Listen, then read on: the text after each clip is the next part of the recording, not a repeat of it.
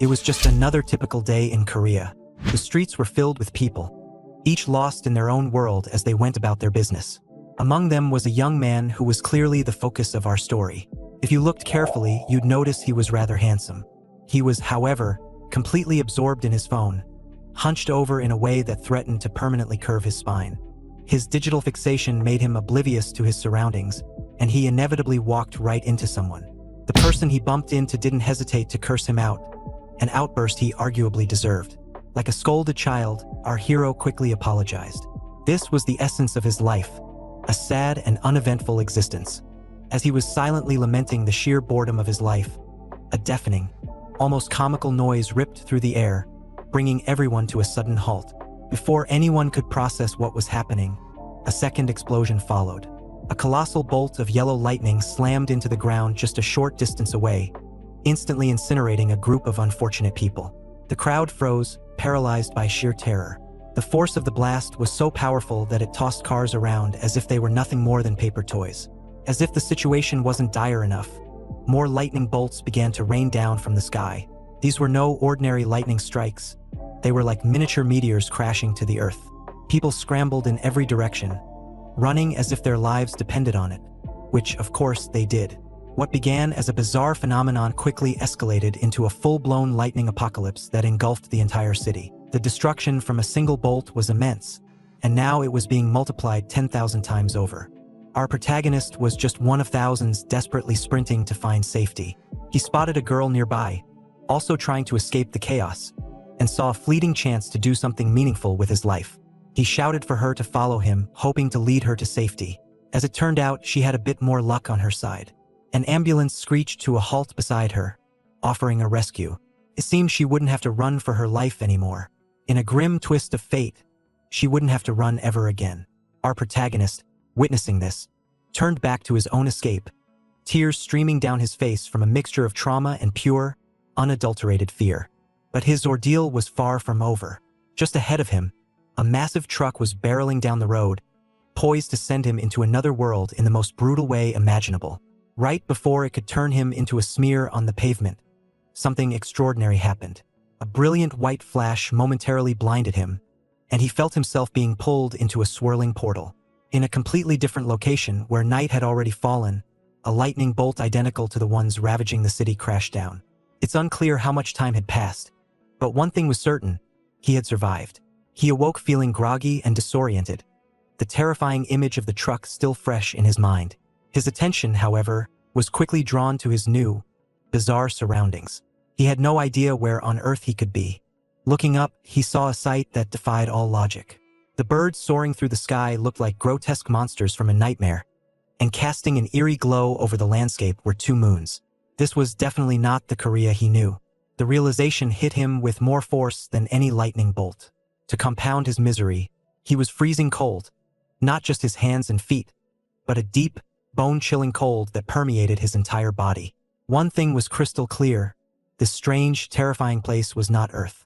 As he scanned the area, his confusion mounted. He was surrounded by a variety of monstrous creatures. He wondered what was going on, and a more pressing question soon followed. Why was he completely naked? Shortly after this bewildering realization, the young man pushed himself to his feet, only to be startled by what he saw. He was standing face to face with a gigantic bear. Before he could even react, a pack of wolves launched an attack.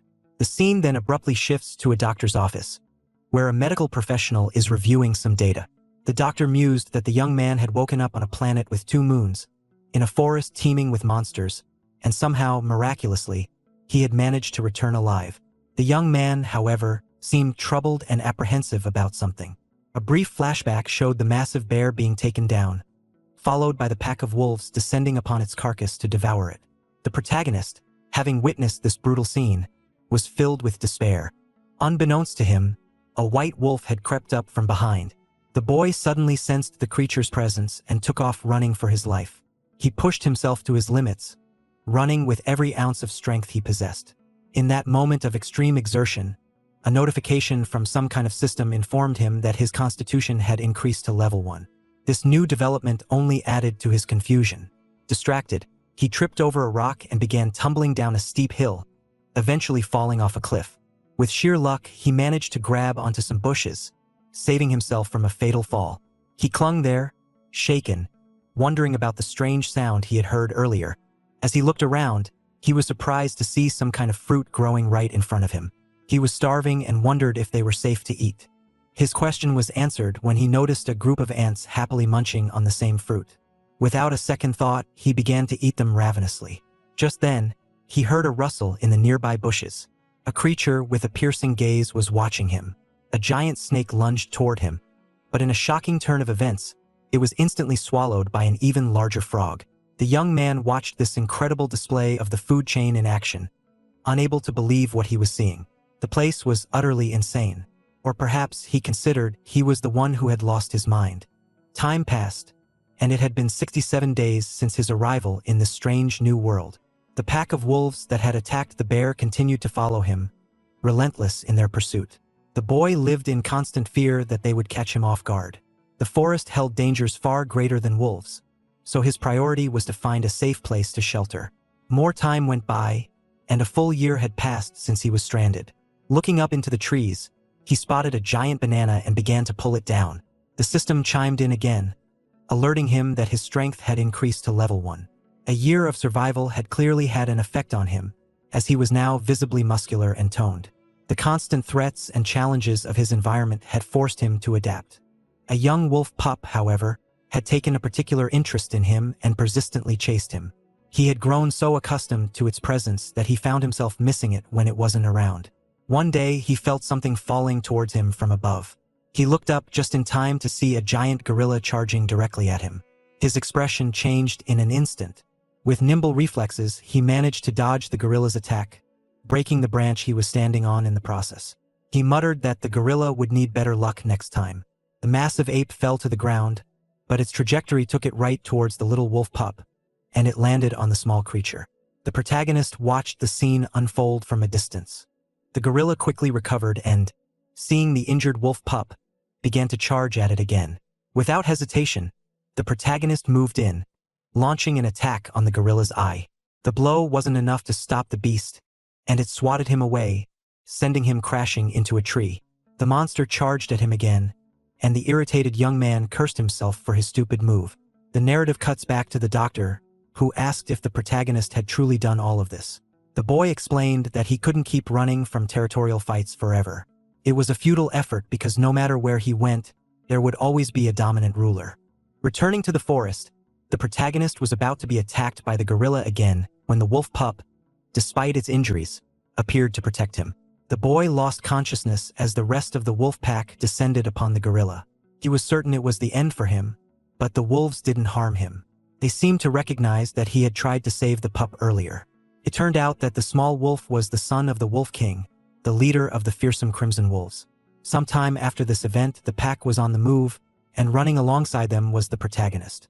He had been accepted. He noticed his little wolf friend was getting tired, so he scooped him up and began to carry him. 2 years had passed since the boy arrived in this world, and he had become an integrated member of the wolf pack. After 3 years, he was honing his climbing skills, though he was still trapped in the vast, seemingly endless forest. He had yet to find any signs of civilization. He had fully embraced his role as a member of the wolf family, participating in the constant territorial battles for their survival.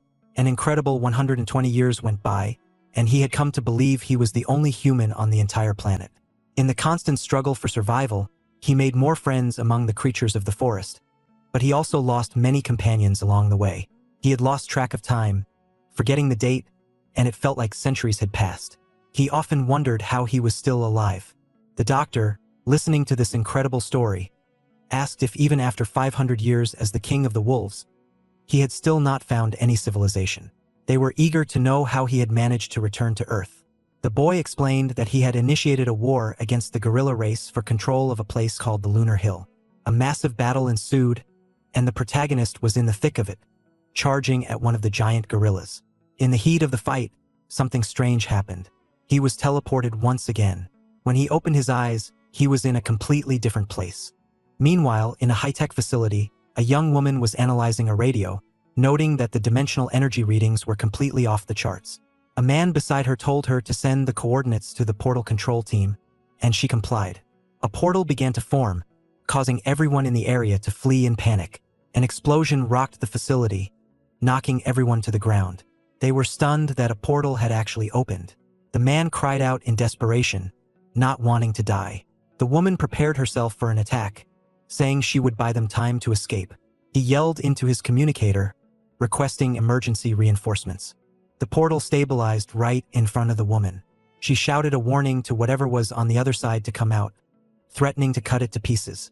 A man's silhouette emerged from the swirling vortex, and the sight of him left the woman completely shocked and frozen in place. The man let out a primal scream as he stepped out of the portal. The woman cautiously approached the protagonist, while her colleague looked on in disbelief that it was another person. The woman was still reeling from the immense force she had felt earlier. It was a pressure unlike anything she had ever experienced, even when fighting high-level monsters in dungeons. She couldn't help but wonder what the protagonist was. The situation was quickly assessed, and the boy was identified as a returnee. An ambulance was called immediately.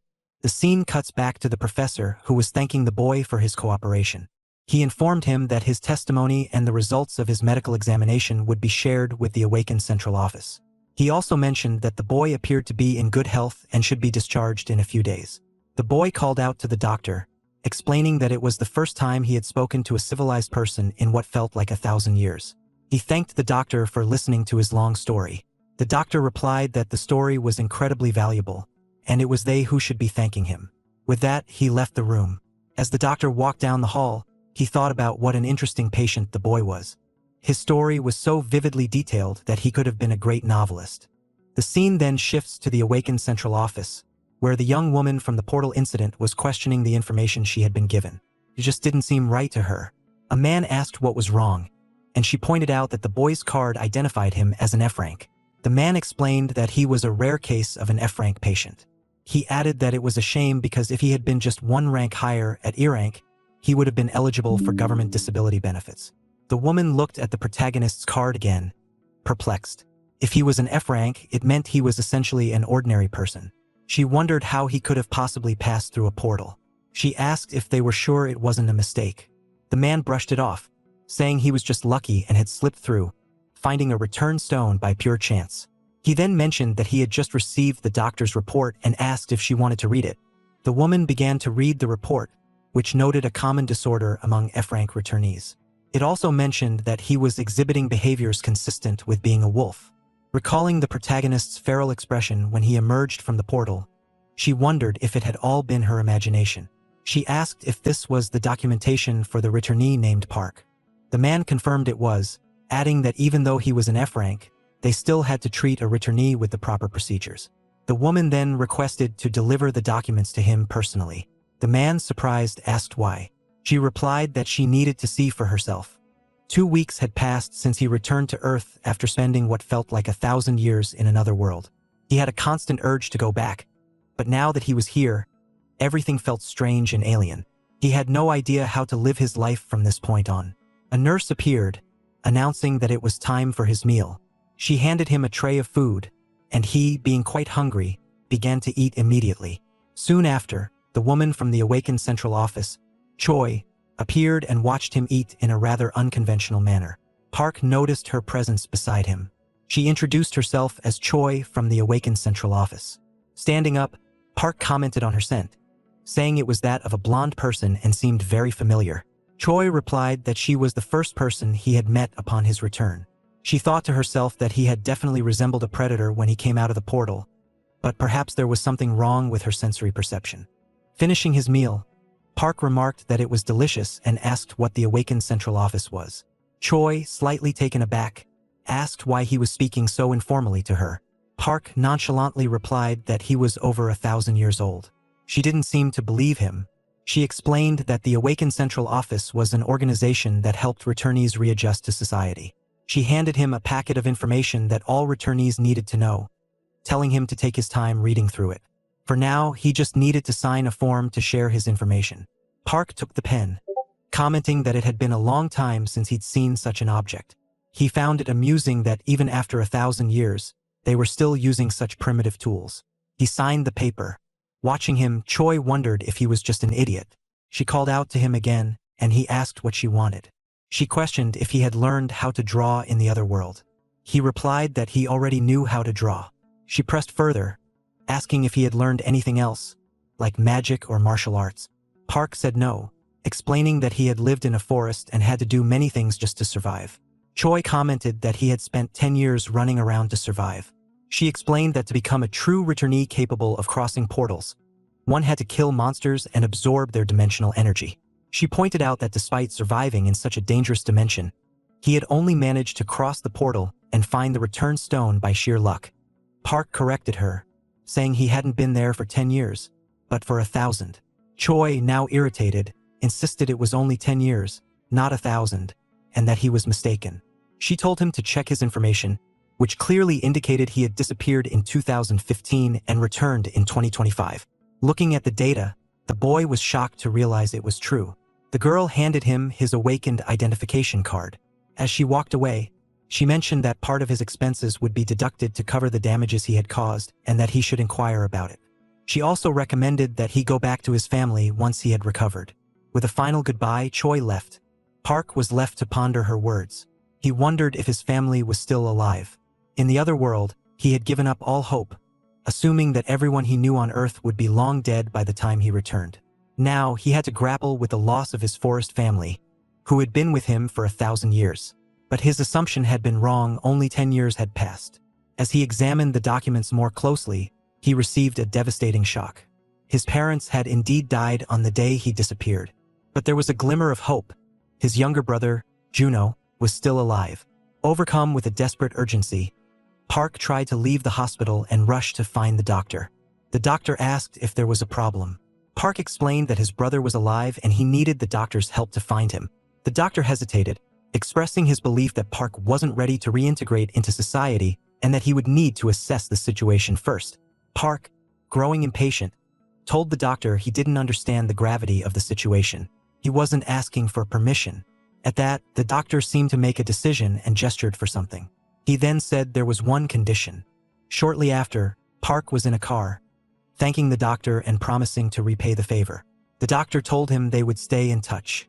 Before the car pulled away, he asked the driver to ensure Park arrived safely, as he still wasn't fully recovered. As they drove off, the doctor's assistant commented on his generosity. He had paid for all of Park's hospital expenses, provided him with clothes, and even hired the driver. She asked why he was doing so much for Park, especially since F-rank returnees were usually neglected by the central office. The doctor simply replied that he wanted to continue hearing the man's story. He also added that he needed to fix the doorknob as soon as possible. The assistant, surprised, remembered the moment Park had burst through the door in his haste, damaging the knob. Later, back in his office, the doctor reflected that it was the second time the doorknob had been broken. He noted that it had been a long time since he had encountered an irregular. Meanwhile, Park was still in the taxi. A news report on the radio announced that at 3 p.m. that day, monsters had escaped from an unprotected field in the province. The breach was due to a miscalculation in the portal's breaking point. The monsters were now surrounding the area, and the situation was expected to be resolved in about 50 minutes. 2 attacks had been neutralized, but 12 awakened soldiers had lost their lives. Park listened intently. A flashback to his conversation with the doctor played in his mind. The doctor had explained that the world had changed drastically since the Great Disaster, becoming a completely different place. He had joked that if he were awakened, he would quit his mediocre job and get rich by hunting monsters in the fields. Park had asked what that meant. The doctor, amused, replied that Park must have hit his head hard not to know. Park had insisted on an explanation. 10 years ago, portals had opened all over the world. That day became known as the Great Disaster. It was the first time their world had converged with others, leading to an invasion of monsters. On that day, 10% of the world's population was wiped out. The military was overwhelmed by the sheer number of monsters appearing everywhere. In regions with weaker military presence, mercenaries were sent in. People who had disappeared during the disaster, the awakened, were given mercenary licenses and permission to hunt monsters. Park had then asked how he could become a mercenary. The doctor had laughed, explaining that it was difficult for an ordinary person. First, you had to awaken, and then you had to pass the mercenary test at the Awaken Central Office. Park had commented that it sounded quite complicated. Time passed, and the taxi arrived at its destination. The driver informed him that the house in front was the address he had been given. Park got out of the car, thanking the driver. As he approached the house, an elderly woman looked down at him from a window and asked who he was. He replied that he was there for Juno. The woman remained silent for a moment before commenting that he still looked like he was in diapers yet talked like a grown-up. Park was confused by her remark. She then told him that no one by that name lived there and asked him to leave. He wondered if he had the wrong address. Just then, he heard the sound of people arguing inside the house. He walked up to the door and picked up a piece of paper from the ground. It seemed his brother was in debt. Sometime later, Park was walking down the street, reflecting on his experiences. In the jungle, the law of the strongest prevailed. But in this civilized society, it seemed that money was the true power. He arrived at a building and entered, presenting his awakened card. The woman at the counter informed him that his application for the mercenary test had been denied because he didn't meet the requirements. He asked what the problem was, since he was an F rank awakened. The woman explained that his classification was 4 points below the necessary level. He argued that he had just crossed a portal 2 weeks ago. The woman was skeptical, explaining that ordinary people die when they try to cross a portal, their bodies literally torn in half. She didn't believe he had actually done it. She told him he could either attend the awakened school or earn points in field battles. He should come back when he became a true awakened. Leaving the building, Park thought the system was incredibly confusing. His curiosity was piqued, however, by the mention of the goblin field in Suwon. He hailed another taxi and asked the driver how far the massive walls surrounding the city stretched. The driver explained that they encircled the entire city and that he could see it on a map app. He asked if Park had the app, explaining that the city was divided into 12 areas with hundreds of gates for transit. Park, observing the fortified city, realized he needed to download the app immediately. He soon spotted his destination, and the driver announced their arrival at Suwon Field, Gate 27. Park got out of the car and was confronted by the sight of a giant, fortified area. He assumed that passing through the gate would lead him to a hunting ground. He began to walk towards the entrance, where 2 soldiers stood guard. They stopped him and asked what he was doing there. He replied that he was there to hunt. One of the soldiers asked to see his mercenary license. Park admitted that he didn't have one. The soldier informed him that ordinary civilians were prohibited from entering the area. Just then, they noticed something approaching. The other soldier ordered the exit to be closed, but it was too late. Car crashed through the gate. Inside, a creature was devouring a man. The car slammed into a wall. One of the soldiers called for the emergency squad to contain the creature. The soldiers surrounded the vehicle, taking up combat positions. The creature emerged from the car, and the soldiers opened fire, riddling it with bullets. The monster collapsed, seemingly defeated. The soldiers reported that the situation was resolved and the monster had been killed. One of them then wondered where Park had gone, assuming he had run away in fear. That wasn't the case. Park was now walking outside the fortified area, noting that even though it was a field, he could sense everything around him. He mused that he would have to buy a car for himself. He looked around at the desolate landscape and wondered if, apart from Seoul, all the other cities had been completely destroyed. It was a difficult reality to accept. As night fell, Park commented that the darkness felt familiar. He began to walk among the ruins, announcing that it was time to hunt. He suddenly stumbled, feeling that his body was a bit heavy. He looked up at the dilapidated buildings and then began to run towards them at an incredible speed. He scaled one of the buildings with ease, reaching the top. He stood there, silhouetted against the moon in a truly epic pose. But he wasn't there just for the view. He closed his eyes and concentrated, using his heightened senses to determine the best direction to go. He quickly turned his head and decided on a path. He descended the building as effortlessly as he had climbed it, the grip on his shoes seemingly supernatural. As he wandered through the empty streets, he came across a dark, suspicious-looking alley. At the far end, a pack of goblins had cornered a defenseless dog, ready to make it their next meal. The drool dripping from their mouths showed how hungry they were. The dog, however, was not going down without a fight. It fought back with all its might. Just then, our protagonist emerged from the shadows. He looked at the dog and, with a hint of irony, asked if it wanted help. The desperate look in the dog's eyes was answer enough. But the goblins had already made up their minds. They charged at the human. Park grinned. This was perfect. He ran straight into the fray. In the blink of an eye, he spun around and struck the first goblin from behind. The punch was so powerful that the goblin's head literally sank into its own body. Just like that, it was over. But then, something even stranger happened.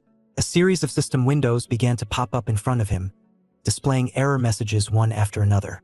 He had no idea what was happening. The screen seemed to indicate that something had gone wrong while recognizing his actions. While he was trying to figure it out, the other goblins took advantage of his distraction and attacked. Their confidence was short-lived, as he knocked them out one by one with a single punch each.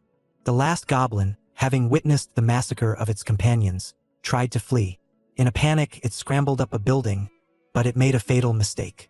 It stopped at the top to look back at the monster it had just faced, and it saw him. Park had caught up to it. He threw it off the edge and the fall ended its life. Back on the ground, another system window appeared, warning of an error in displaying his class abilities. This triggered a memory from about 100 years ago, when he was naked and running for his life in a forest. That was when he had started earning status points. He wondered if these system windows still worked here on Earth. And more importantly, he questioned if the errors were related to his body feeling weaker since his return. Suddenly, a new window appeared with the title Achievement Shop. Curious, Park decided to explore it. He had 7 points available and a few items he could purchase. He selected a few, and like magic, they materialized in front of him. Before he could even taste the food he had acquired, a sound caught his attention. It was the same dog from before, but this time it was not alone. A small puppy stood by its side. Park approached slowly and placed his hand on the dog. He could feel that it was dying. The animal, trusting its instincts, seemed to feel that it could finally rest. But Park wasn't ready to let it go. In a silent plea, the dog seemed to be asking him to take care of its pup. He couldn't forget his own family of wolves in the other world. Perhaps fate was repeating itself. He pulled a snack from his pocket and offered it to the dying dog. Maybe it was hungrier than he was. After that, he stood up and walked over to the 7 goblin corpses scattered on the ground. It was still night, and it wasn't until sunrise that he finished what he had started. He created a simple grave for the dog that had died protecting its pup. He stood there in silence, honoring its sacrifice. Meanwhile, at the entrance of Area 27, the traffic was in chaos. Horns blared as stressed drivers tried to navigate the congestion. The noise came to an abrupt halt when a figure approached, carrying several dead goblins on his back.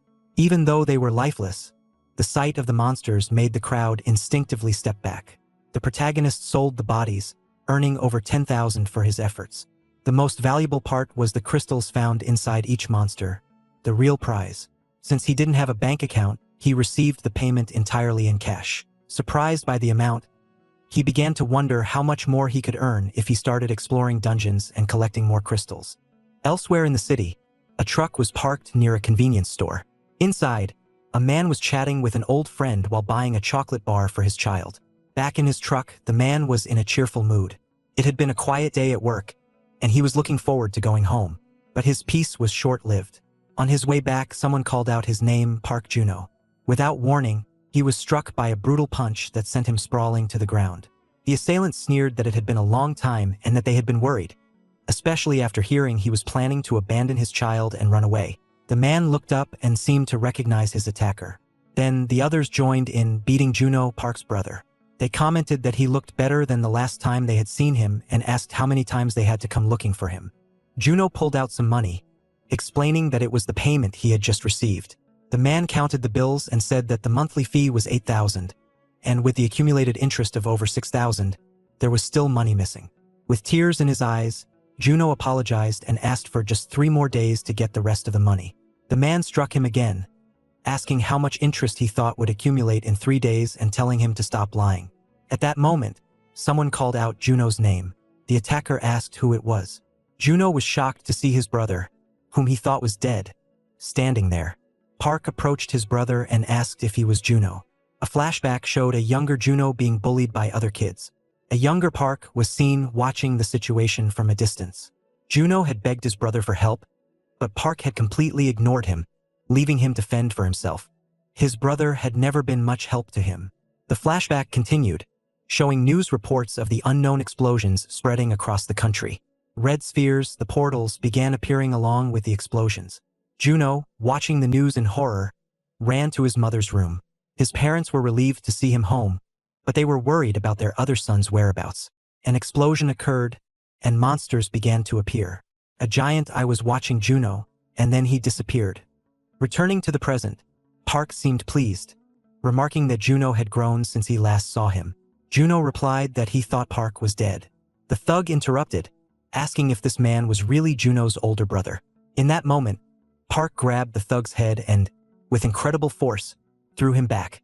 Juno watched in shock as the man flew through the air. The two henchmen were stunned. Park asked his brother if he was hurt, and Juno replied that he was fine. Just then, the other thug charged at Park. Park attempted to kick him, but it seemed to have no effect. The man's legs simply broke, and he fell to the ground, writhing in pain. The remaining henchmen trembled in fear, realizing that the protagonist was an awakened being.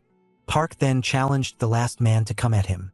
The man, terrified, insisted that he hadn't hurt Juno and begged Park to believe him. He told the others to leave his brother alone. Park then handed some money to the man, telling him to take it and leave. Sometime later, that night, the elderly woman from the apartment appeared. The protagonist and his brother were standing before her. The woman asked if he was certain this man was his brother. Juno confirmed that he was. Park, addressing the woman as grandma, mentioned that he had brought some meat. The woman said that family should stay in touch and urged them to hurry inside because a little boy had fallen asleep waiting for his father to come home. Inside the apartment, a young boy was sleeping. Park asked Juno if that was his son. Juno replied that his name was Gung Ho and that he was his only treasure. Park then asked about the boy's mother. Juno explained that she had left to live her own life, blaming himself for not being able to provide enough for his family. Trying to lighten the mood, Park suggested they have a drink. Later, they were sitting at a table, drinking. Juno said that after Park disappeared, he had assumed he was dead. But here he was, alive and without having aged a day. Park asked how much money he owed. Juno replied that it was around 220,000, but assured him it was okay because he was confident he could handle his debts. He mentioned that he had a job now at a logistics center. Park asked if the truck was his. Juno explained that it wasn't, it had belonged to his grandmother's son, and he was renting it from her. The protagonist then asked what his grandmother's son used to do. Juno, changing the subject, said he had heard that Park had died during the Great Disaster. Shortly after, the little boy woke up and was delighted to see a dog in front of him. He looked over and saw his father. Juno, happy to see his son awake, introduced him to his uncle and told him to say hello. A while later, the boy was playing with the dog. Juno remarked that it was good to see his son so happy, as he had always wanted a dog. Park then suggested that the two of them work together. Juno, confused, asked what he meant. Park explained that he would do all the work, he just needed help with the truck. Juno asked what he was planning to do. Park replied that he wanted to hunt some monsters, leaving Juno completely stunned. Sometime later, the scene shifts to the command center, where a woman was congratulating the protagonist. He had successfully registered as an awakened being. Somehow, he had managed to increase his stats in just one day. Park asked if he was now an F-rank druid. The woman confirmed this and informed him that he could now use his identification to open a bank account and carry out financial transactions. She handed him something, explaining that it was a small gift for registering. She also reminded him to download the Awakened Central app and to gather enough dimensional energy to become a ranker, which would make him eligible for pensions and other benefits. She then asked if he knew how to open his status window, explaining that due to recent technical issues, the interface had changed. Park spoke the keyword, and his system screen appeared, displaying all his stats. Looking at it, he wondered why his stats were so low. The scene then cuts to Park's brother in his truck. He was happy because his brother had managed to get a phone and congratulated him on officially becoming an awakened being. He said he was on his way and would meet his brother there as soon as he finished his last delivery. Now that Park was an awakened being on paper, all that was left was the mercenary test. Park, however, replied that they should pay off his debt first. Juno argued that he was still an F-rank and didn't think they were ready to hunt monsters yet. But the protagonist hung up on him. Juno wondered if this was really his brother. He seemed to have changed completely. As Park walked toward the location, he noted that the gate seemed to be closed.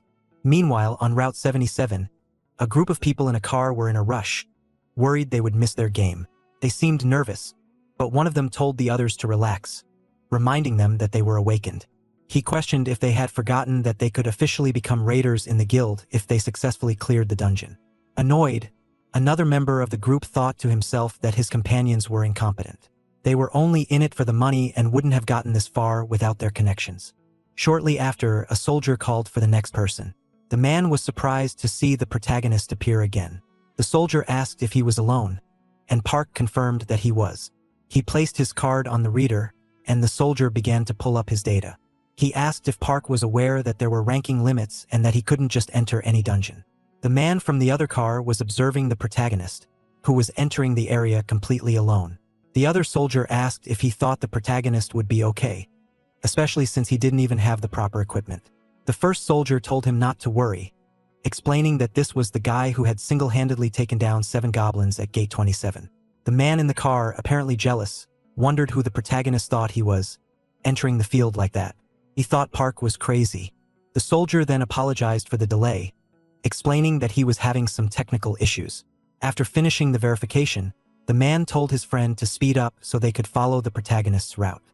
He was confused, however, because the boy had simply vanished in the middle of the tunnel.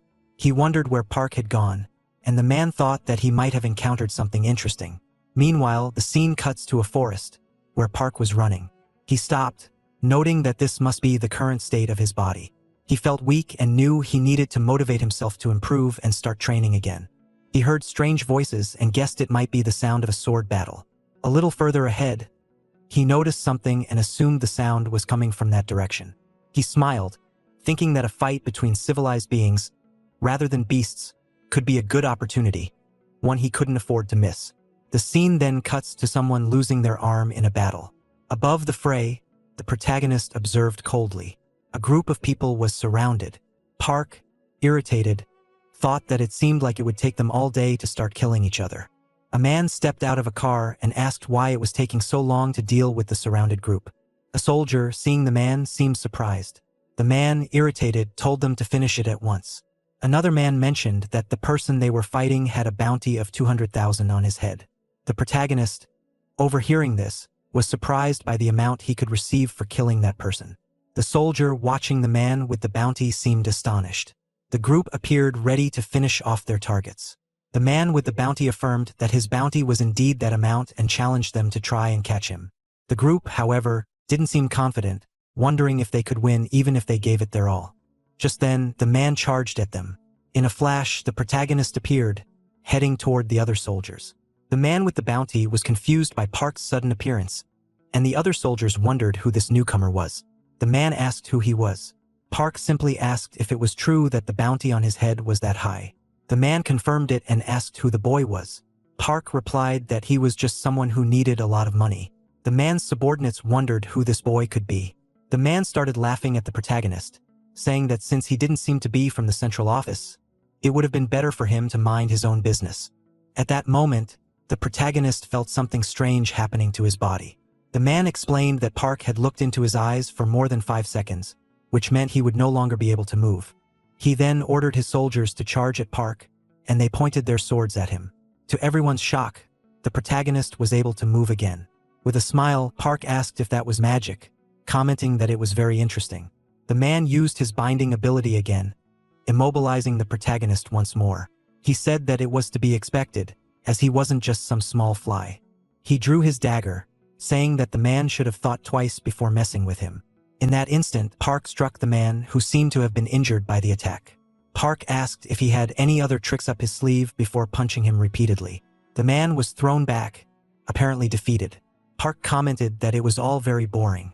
The other man, watching this, thought that to defeat that man so easily, Park must be incredibly strong. He wondered who the protagonist really was. The group of soldiers continued to watch the boy. Park asked if they still wanted to fight. They quickly replied that they didn't. The protagonist pointed to a spot and told them to go there, asking if anyone had a rope. One of the men said he had one. The protagonist then asked what bounties they had. The group insisted they didn't have any, claiming they had been forced to work with the man or be killed. They said that delivering the man would be enough to make him rich. With tears in his eyes, the defeated man couldn't believe his companions had betrayed him, abandoning him after all he had done for them. Park, for his part, asked if he had finally woken up. The group began to insult the man, calling him a piece of trash. The boy then asked if he would get anything for getting rid of these people. The defeated man spoke up, saying they were lying and were all criminals too, and that surely some of them had bounties. The group denied this, claiming they were just useless vagabonds. The defeated man then called out to Park, asking about the city's laws that made him feel so unrestricted. He claimed that this land was true freedom and that if Park let him go, he would do whatever it took to make him live like a king. Park kicked him again, telling him to be quiet. The man seemed to pass out. Park then asked if it was true that all these people had bounties on their heads. The man confirmed that most of them were former criminals. Unhappy, the man thought that this was his end. Park mused that there were too many to take with them, and the boy suggested they could leave them behind. The protagonist replied that it was time for everyone to take a nap. Sometime later, the scene cuts to a car driving down a road. Inside, the boy was saying they really needed his help and that they had to repay him somehow. The protagonist, however, said they didn't need to do that. The other man insisted that thanks to Park, they had managed to leave that place alive. Park said that if they wanted to see it that way, they could do something for him. The group then began to ask him several questions about his special powers and abilities. The man explained that his awakened ability was swordsmanship and that he had learned tracking by studying skill books. Park, surprised, realized that one could learn magic through books. The man, also surprised, asked if Park really didn't know what a skill book was. The protagonist thought to himself that it would be better to learn 1 or 2 combat magic abilities, as they could be useful in the future. Suddenly, something caught his attention. A giant light was surrounding the area ahead. He asked if it was a portal. The boy confirmed that it was, mentioning that it was a level 1 dungeon, the lowest level, which was why they were planning to go there. Park lamented that it was a pity, as he might have been able to go if he had a mercenary license. The man, shocked, asked if Park really didn't have a license. Park confirmed that he didn't. The man explained that when a portal opens, the military first secures the area, and any monsters found in the fields are just small fry that survived the initial attacks. The experience gained in those low-level fields where level 1 dungeons open is enough for an E rank to surpass that level. In other words, you should actually go to level 2 dungeons. The man, still confused, wondered how this rookie, who hadn't even been to a level 1 dungeon, had managed to defeat a C-ranked man. Park, noticing the man staring at him, asked what he wanted. The man apologized and asked if he could know what Park's rank was. Kim informed him that it was F rank, leaving the man completely stunned. Park then asked what favor he should request. The scene cuts to the portal from earlier. A person was emerging from it. The man from before was in the area, and his group seemed somewhat injured after entering the portal. One of the boys had lost his hand in the battle, and they quickly needed a doctor. The man, irritated, wondered if mercenary licenses were being handed out to just anyone these days. He vowed that the first thing he would do when he got back to the guild was to kick out the person who had chosen these fools. The other boy, however, told him to calm down, reminding him that he shouldn't be so hard on the rookies, especially given the guild's current condition. Even so, the man remained frustrated. He thought that people with rich parents could easily enter that place and become awakened. Their parents would then hire mercenaries to carry them through the dungeons, and suddenly, they were ready to join the guild and go on missions. But it was the guild members who suffered for accepting these useless people. The guy, noticing his captain's irritation, suggested they should have a drink to cool their heads. The man then asked how things were going, as a level 1 dungeon was about to disappear. He asked if anything had happened. A soldier replied that something big had indeed happened. Someone had just delivered 10 looters to them, and among the captives was a C-rank individual he had surely heard of. The man asked if any high-ranking individual was supposed to visit the camps that day. The soldier said no, explaining that it was an F-rank novice without a mercenary license who had managed to capture the man. In disbelief, the man asked how that was possible. The soldier said he didn't know the details, but according to witnesses, the F-rank had simply beaten the man up. The man was then surprised, guessing it might have been the person he had seen in the tunnel earlier. He asked where the F-rank had gone. The soldier replied that he had seen him heading toward the portals. Quickly, the man headed toward the portals again, thinking he had to witness this boy's ability with his own eyes. If it was worth it, he might gain something valuable from this story. Soon after, the man got inside a truck. The other guy asked what the problem was. The man asked if the boy who had captured the man earlier had just entered the portal. Meanwhile, the protagonist was entering a portal. He mentioned that this time it hadn't hurt at all, and his clothes seemed to be fine. Juno explained that items without dimensional energy couldn't pass through the portals, but their clothes had passed through smoothly because they were made from materials found in the dungeons. Looking to the side, Park seemed confused and asked what the thing in front of him was. Juno explained that it was called a door, and the portal they had just entered was one of several doors that gave access to all 38 dungeons. At that moment, they were both surprised as the door vanished. Park asked why the door had disappeared. The man answered that it would reappear once they had finished the dungeon. The protagonist asked if they had to kill all the monsters. The boy replied that no, they only had to kill the strongest one, the boss. Stretching, our boy said he would finish this quickly. Juno, however, told him to wait, but the protagonist didn't seem to hear him and quickly jumped away. The man, surprised, wondered who that man was, thinking he might be the guy from the rumors. With that level of power, he could very well break the record time for clearing a level 1 dungeon. However, he soon realized a problem.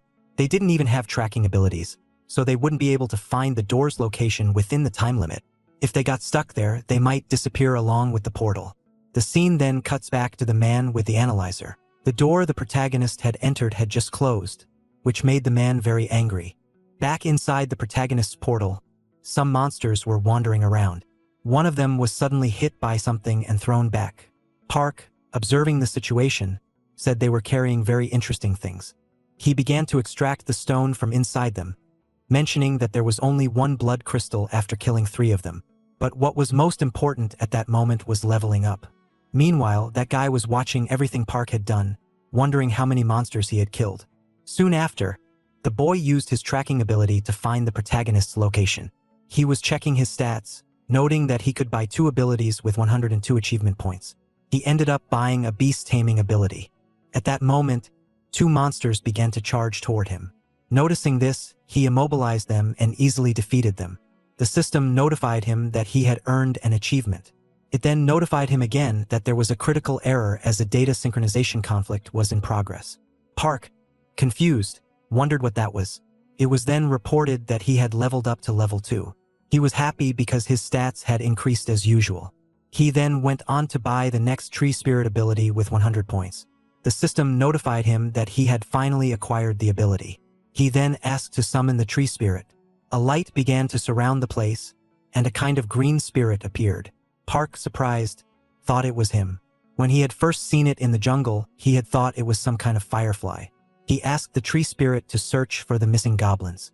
Following his orders, the spirit left, beginning its search. Park explained that the tree spirit transmitted the memories it read from the vegetation and trees into his mind. However, it was still a bit slow, and he wondered if it was because his level was still low. He then started to analyze his status window along with his abilities. He noticed that he had 2 abilities, one for searching and the other for tracking.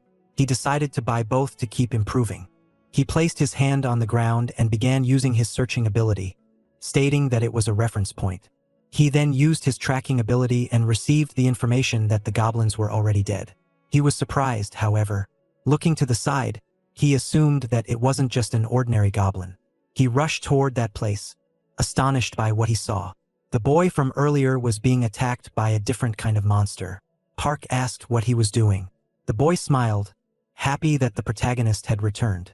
The young man then asked if he hadn't said he would hunt alone. The young man replied that, in fact, he was the one being hunted and begged the protagonist for help. Immediately, the protagonist rushed toward the creature, managing to block its attack. He quickly recovered his stance, and within seconds he struck again, throwing the creature against a rock. The monster was covered in blood, but there was no time to think. Park was already above it and he managed to finish it off. The system notified him that he had leveled up and earned 120 achievement points. The young man, observing the protagonist, was amazed by his skills. Park then assumed that the door should have already opened, and the young man confirmed that he was right. A while later, the 2 had left the portal. The group from before was watching them. One of the men wondered if it was the same guy who had captured the bounty man earlier. He mentioned that Captain Kong had asked to be contacted if the protagonist returned. Looking at some information, the man wondered what the completion time for that dungeon had been. Meanwhile, the boy said he needed to return to his teammates and would get in touch later. Park confirmed this, saying he would leave all the clothes in the warehouse. The scene then shifted to that location. Park had already changed his clothes and was mentioning that he was very hungry when he was surprised by a man who had appeared, asking if his name was Park. The boy asked who he was. The man introduced himself as Kong, the captain of the 27th Combat Team of the Guild. He asked if he could have a few minutes of his time. Later, the protagonist and the unknown man were discussing something. Park asked if he was from the Sheila Guild. The man invited him to join his guild, offering to provide an environment to help him grow. However, the boy responded that he wasn't interested. The man, irritated, asked what was wrong with the kid, refusing to join a guild without even thinking about it. He said that if he was already associated with a guild, they could make an official offer. The boy, however, replied that he wasn't in any guild. The man said that they might be in fourth place, but he needed to know that there was practically no difference in strength between the top guilds. The boy replied that he didn't like being under other people. Time passed again. Park was apparently already at home, noting that they hadn't returned yet. As he lay down, he thought they might be enjoying some quality time together as father and son. Shortly after, the old woman appeared, asking why young people these days like to disrespect time so much. The protagonist replied that she should sit down too, as the weather was perfect for a nap. The woman, however, said she was hanging up clothes and didn't have time for that. Seeing his grandmother doing all of that by herself, the boy ended up helping her. The grandmother then asked if he was really Juno's older brother. The protagonist answered that he was. Soon after, the woman mentioned that it was a pleasant surprise, as Benjamin was at their house. But Park responded that it wasn't true, it was the opposite. The woman replied that with all the strange monsters appearing out of nowhere and causing havoc, looking younger wasn't something to be surprised about. She said she had heard it had been 10 years since he had seen his brother. She wondered if he would take care of himself and not break his family's heart again. Hearing what the woman said, Park smiled and told her not to worry, saying he wouldn't die so easily. Soon after, his brother, along with his son, appeared. They greeted the protagonist. Park then handed a piece of paper to the man, who looked confused and asked what it was. Park explained that it was the money he owed and that he should use it to get his life back on track. He told him to pay his debt quickly so they could have dinner together. Emotional, his brother asked how he could repay such a favor. Park told him not to get too sentimental and to just go. With tears in his eyes, the man left. Park then called out to his brother again, asking if he had enough money to buy food and drinks on his way back. The man replied that he did and that he would return before they even noticed. Park stayed on the terrace, taking care of his nephew. At that moment, a system screen appeared, indicating that the target was following him and that he should name it. Park wondered what he should call the dog. The child suggested the name Baku. Hearing the name, Park replied that it didn't sound too bad. From that moment on, the dog would be called Baku. Time passed, and the child, lying down, said he was very hungry and wondered why his father hadn't arrived yet. Noticing his brother's truck, Park assumed that his brother had already arrived and decided to go welcome him. Shortly after, the child, along with the protagonist, headed toward the truck. However, the man appeared covered in blood and collapsed on the ground. Park, seeing this, wondered what had happened. Sometime later, the scene shifted to a building at night. Inside, a group of people was playing a card game. One man asked if the fight was supposed to start that week. Another man confirmed it, saying that all the online communities were betting on a man named Miho. The man asked if there was any news from Horizon, as they had lost a lot of money the last time they went there. At that moment, someone started banging loudly on the door. Irritated, the man asked what the noise was. The other men stood up to see what the commotion was. The door burst open, and the silhouette of a man, completely covered in blood, appeared. Immediately, someone grabbed the man's head and dragged him out of the door. The men, watching the situation, wondered what had happened. A piercing gaze was directed at the door, and from that point, chaos erupted. The group, shocked, couldn't understand what was happening. Within seconds, a cabinet and a weapon were thrown in their direction. A commotion broke out and several people were thrown around. The boss, watching it all, was surprised as the protagonist had taken down everyone in a matter of seconds. Another man asked if he knew who that person was. The man replied that he seemed to be awakened. At that moment, the protagonist threw a table at the man. Immediately after, he climbed on top of it and asked if his name was Kim. Irritated, the man confirmed his name and demanded to know who the protagonist was. The boy replied that someone wanted to settle Park Juno's debt. The man said he must be insane, asking if he called himself awakened after beating up honest, hard-working people. He told him not to think he would get away with it. At that moment, the man received a slap to the face. Park asked what that had to do with it and why he had slapped him just because he wanted to pay off his debt. He said all he should have done with his brother was take the money and leave. He asked why he had crossed the line and done that to his own brother. As he received the slaps, the man begged to be left alone. Park, in turn, asked if he wanted to settle the debt or get beaten until he died. Without hesitation, the man said he would settle everything at once. After that, Park Soo-ho makes the loan shark go down to their knees and apologize to him and Jun-ho. They also admit that from that moment onwards, Park Jun-ho no longer had any business with them, and all of his debts were settled. Park Soo-ho makes sure to humiliate them by making them say this over and over again, louder each time. Eventually he lets them off, but warns them, saying that if they try to mess with his brother again, it will be the end of them. Saying this, Park Soo-ho swiftly makes his exit, as the head of the office seethes in anger. Once Soo-ho left, he finally got back up, and declared that he is not done with them at all. After all, he also has people backing him to do this. Meanwhile, Captain Kang Min-hyuk enters the room of an official at the Awakeners Bureau. Min-hyuk tells the man that he has recruited someone talented, and that he has great potential. Min-hyuk was very enthusiastic, which amused the man, who decided to look into it. The man sees that the recruit he was talking about was in fact Park Soo-ho, an F-ranked Awakener. However, Min-hyuk argued that the fact that he is an F-ranker and just registered as an Awakener on that very day makes him better. He tells the man to look into Park Soo-ho's files on the computer database. The man tries to do so, but it turns out that information about Park Soo-ho is kept classified. This confuses the man and Min-hyuk, as they didn't expect his information to be classified. Despite this, Min-hyuk tells the man to dig deep to gather information about Park Soo-ho. They do so, and get to know just how strong Park Soo-ho is. With them getting to know about all of his past feats, they're astounded by that, and wonder how Soo-ho got the better of someone like Choi-gu-shik without any potent equipment. It makes Min-hyuk's excitement for him legit. But the man asks Min-hyuk if he knows why Park Soo-ho was missing for 10 years. He thinks that it is possible for Soo-ho to be a member of the Secret Service. This puts doubt in Min-hyuk's mind, as he never thought of Soo-ho as a spy. The man tells Min-hyuk to just give up on the idea of scouting Soo-ho, because he is most probably working as a spy. The man says that he already doubted this would turn out like this the moment Min-hyuk started to make a fuss about it. Min-hyuk now understands why Soo-ho seemed indifferent to these things. Following this, the two of them decide to go outside for coffee. As they get ready to go out, Min-hyuk asks why a special agent would opt to go through beginner-level dungeons for no reason, to which the guy says that he has no idea. Min-hyuk still asks the man to keep an eye on Soo-ho. However, the guy refuses to do so for reasons he stated before. Min-hyuk tells him to just give him a normal weekly report on Soo-ho, because there is no saying when they find something special within him. But the guy still refuses. Meanwhile, Soo-ho goes out to meet up with his brother Park Jun-ho at the hospital. Soo-ho makes sure to bring a lot of food for Jun-ho, to which Jun-ho asks why he spent so much on food. Soo-ho tells him to not mention it, and that he got him food because he heard that eating well helps with recovering quicker. After eating, Soo-ho asks Jun-ho if he is feeling good, to which Jun-ho says that he feels a lot better, and that he'll be able to take off the bandages on his head tomorrow. This reminds Jun-ho that Soo-ho also has his mercenary license exam tomorrow. Jun-ho hopes that Soo-ho passes, because then he will be able to join a nice guild.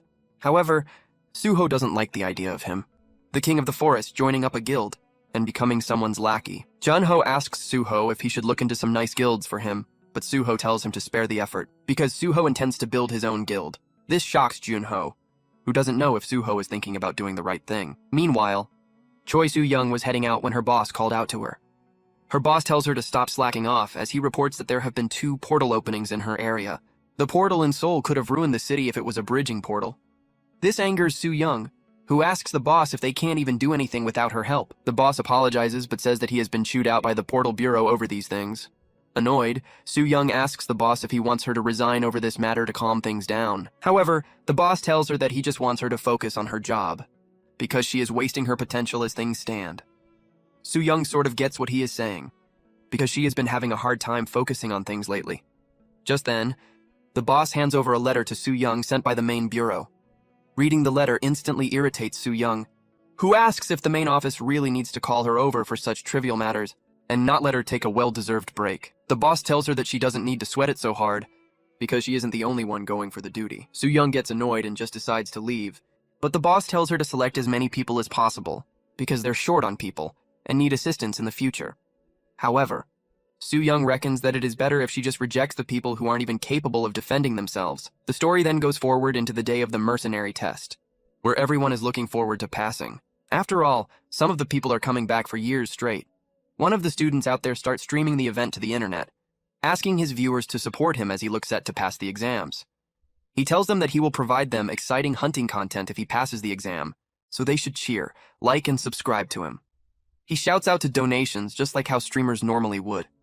Just then, the supervisors start coming inside, which warrants the streamer to stop his stream for the day. Just then, a curious Park Soo-ho stares at the screen of the guy's phone. The guy, startled, asks Soo-ho if he has never seen what a stream looks like. Soo-ho, confused, asks the guy who he was talking to, which annoys the guy even more. The guy gets annoyed even more and decides to ignore Soo-ho for now.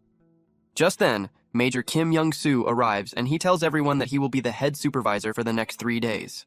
He also introduces the 21 other supervisors who the students will be assigned to, and they will decide whether or not the students will pass the test. The students are worried about this, some hoping that they get assigned to Captain Park Young-soo, who is known to be quite lenient, so students pass under him. On the other hand, there were people praying that they don't get assigned to the witch, who is very strict and fails more than half of the students. Following this, the head supervisor tells the students to line up in line with their assigned supervisor. The assignment starts, and the streamer, Han Dong-soo, is assigned to the 15th supervisor, and this scares him. Park Soo-ho is also assigned to the same supervisor.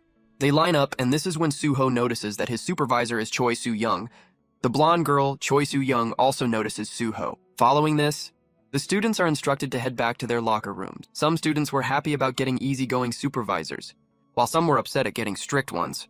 However, they also found solace in knowing that they weren't assigned to Soo-young. The students were also mesmerized by how cool the training facility was, with the gym resembling an MMA arena. Inside the locker, Han Dong-soo was feeling down. He had promised his viewers that he would pass the test with ease, but now that he is assigned to her, he doubts he will have to go back home tomorrow. Soo-ho notices him, and decides to approach Dong-soo regarding this. He asks Dong-soo why he was feeling down, when he was feeling quite happy just a moment ago. Dong-soo gets annoyed by his ignorance and asks Soo-ho if he is supposed to dance. Soo-ho doesn't quite understand why he is behaving that way. Dong-soo then asks Soo-ho if he is not aware of Soo-young's wrath. There's a reason why they call her the witch. It is said that she fails students for the littlest of mistakes based on how she is feeling that day. She is really ruthless. However, Soo-ho sees no problem in that, because he thinks the fault for failing lies more on the students for not being prepared rather than the supervisors. This irritates Dong-soo, who thinks of Soo-ho as a good-for-nothing rookie, so Dong-soo tells him to talk respectfully to his elders and not be twat. He asks if Soo-ho has a reason to be going against everything Dong-soo is saying. Soo-ho, with a straight face, says that if Dong-soo really has a problem with that, he should stop whining and duke it out with Soo-ho like how real men would. He does know a place where they can fight after all. This angers Dong-soo even more, as he asks Soo-ho if he thinks of him as some pushover. Without hesitation, Soo-ho says that he does see him that way. Beyond raged, Dong-soo gets up and tells Soo-ho to join him, as he is now ready to fight it out. After a while, Choi Soo-young comes into the room, only to see it totally empty. This annoys her, as she wonders just where the students had gone to. The scene then shifts to the gym, where everyone had gathered for the fight between Soo-ho and Dong-soo. They are overwhelmed by the MMA-style cage, as they tell Soo-ho and Dong-soo to finish this quickly. After all, if they get caught, all of them will fail on the spot. That being said, they'll most likely fail anyway, so not like it matters. The two of them prepare to fight, as Dong-soo tells Soo-ho that he has made a mistake by picking a fight with him. He asks Soo-ho if he has never heard of Kaboom Dong-soo. He is a popular and rising boxing YouTuber who is quite good. Soo-ho doesn't know what a YouTuber is, and asks what it means. Dong-soo is annoyed beyond the point of return, and decides to teach Soo-ho a few lessons. The other students rally behind Dong-soo, wanting him to beat Soo-ho to a pulp. Dong-soo begins the contest by moving forward while throwing jabs. He tells Soo-ho that he likes to put brats back to their place, and that he won't be paying any hospital bills for what he does to Soo-ho. He then prepares to throw a cross, and tells Soo-ho to clench his teeth for this one. However, before he can connect with the punch, Choi Soo-young arrives. This makes Dong-soo stop, and all the other students run back to their room in fear. Soo-young then asks Soo-ho and Dong-soo if they're looking to fail on the first day. Dong-soo apologizes and tries to explain what happened, but Soo-young tells them that she only needs to blame one guy for the incident. Confused, Dong-soo asks what she means. So Soo-young tells them that whoever loses the fight will fail. So she tells them to fight it out. This shocks Dong-soo, who understands why she is called crazy. As Dong-soo is recollecting himself, Soo-ho gets ready to fight again. Dong-soo sees him and gets ready to engage him. He tells Soo-ho to hold no hard feelings because he brought this upon himself. Soo-ho also apologizes beforehand for this happening. Angered, Dong-soo throws a right hook, vowing to send Soo-ho back home with this. However, Soo-ho easily dodges the blow and counters Dong-soo with a solid uppercut to the chin. The The punch immediately drops Dong-soo on his face, knocking him out. Soo-young watched on in shock. She realizes that Soo-ho is the reason why she is feeling uncomfortable. As she has been feeling this way since encountering him, it is normal to feel this way after encountering irregulars. Soo-ho walks up to Soo-young and asks her why she is spacing out. He then asks Soo-young if she wants to fight him too, in which case she should get inside the cage. The only condition Soo-ho has is that he wants her to not disqualify Dong-soo if he wins. This surprises Soo-young, and she calls Soo-ho crazy. She then leaves her sword behind and enters the cage to fight Soo-ho. Inside the cage, Soo-young asks Soo-ho if he is an irregular, which leaves Soo-ho confused. Soo-young immediately rushes in to attack, and says that she will tell him if he survives this fight. Soo-young leads in with punches, which Soo-ho pivots and blocks. However, Soo-young starts increasing her speed, and even tries to hit Soo-ho with a knee strike, which forces him back into a crossblock, but this allows Soo-young to adjust herself. She tells Soo-ho that she will give him an extra wish on top of his current wish if he beats her, before she hits Soo-ho with an athletic kick, which hits the mark. The kick sends Soo-ho flying, but Soo-young finds it fishy, as she feels that Soo-ho is hiding something from her. Soo-ho ends up grabbing the cage mesh, and manages to not get hurt seriously. He also says that Soo-young is stronger than he expected. Soo-young is shocked by this, as she didn't expect him to hold on. However, she decides against wasting time, and goes on the offensive again. She kicks him down from the cage, and tries to catch him with a split-legged axe kick on the ground. Soo-ho narrowly avoids it, but on the feet, he has to go to his defensive shell. As Soo-young unloads with a flurry of blows, Soo-young gets overzealous, and thinks of hitting a spinning kick on Soo-ho. This leaves her defense open, and Soo-ho capitalizes on it by hitting a strong punch to the midriff. The punch is so strong that it breaks through the defensive barrier of Soo-young, sending her tumbling back.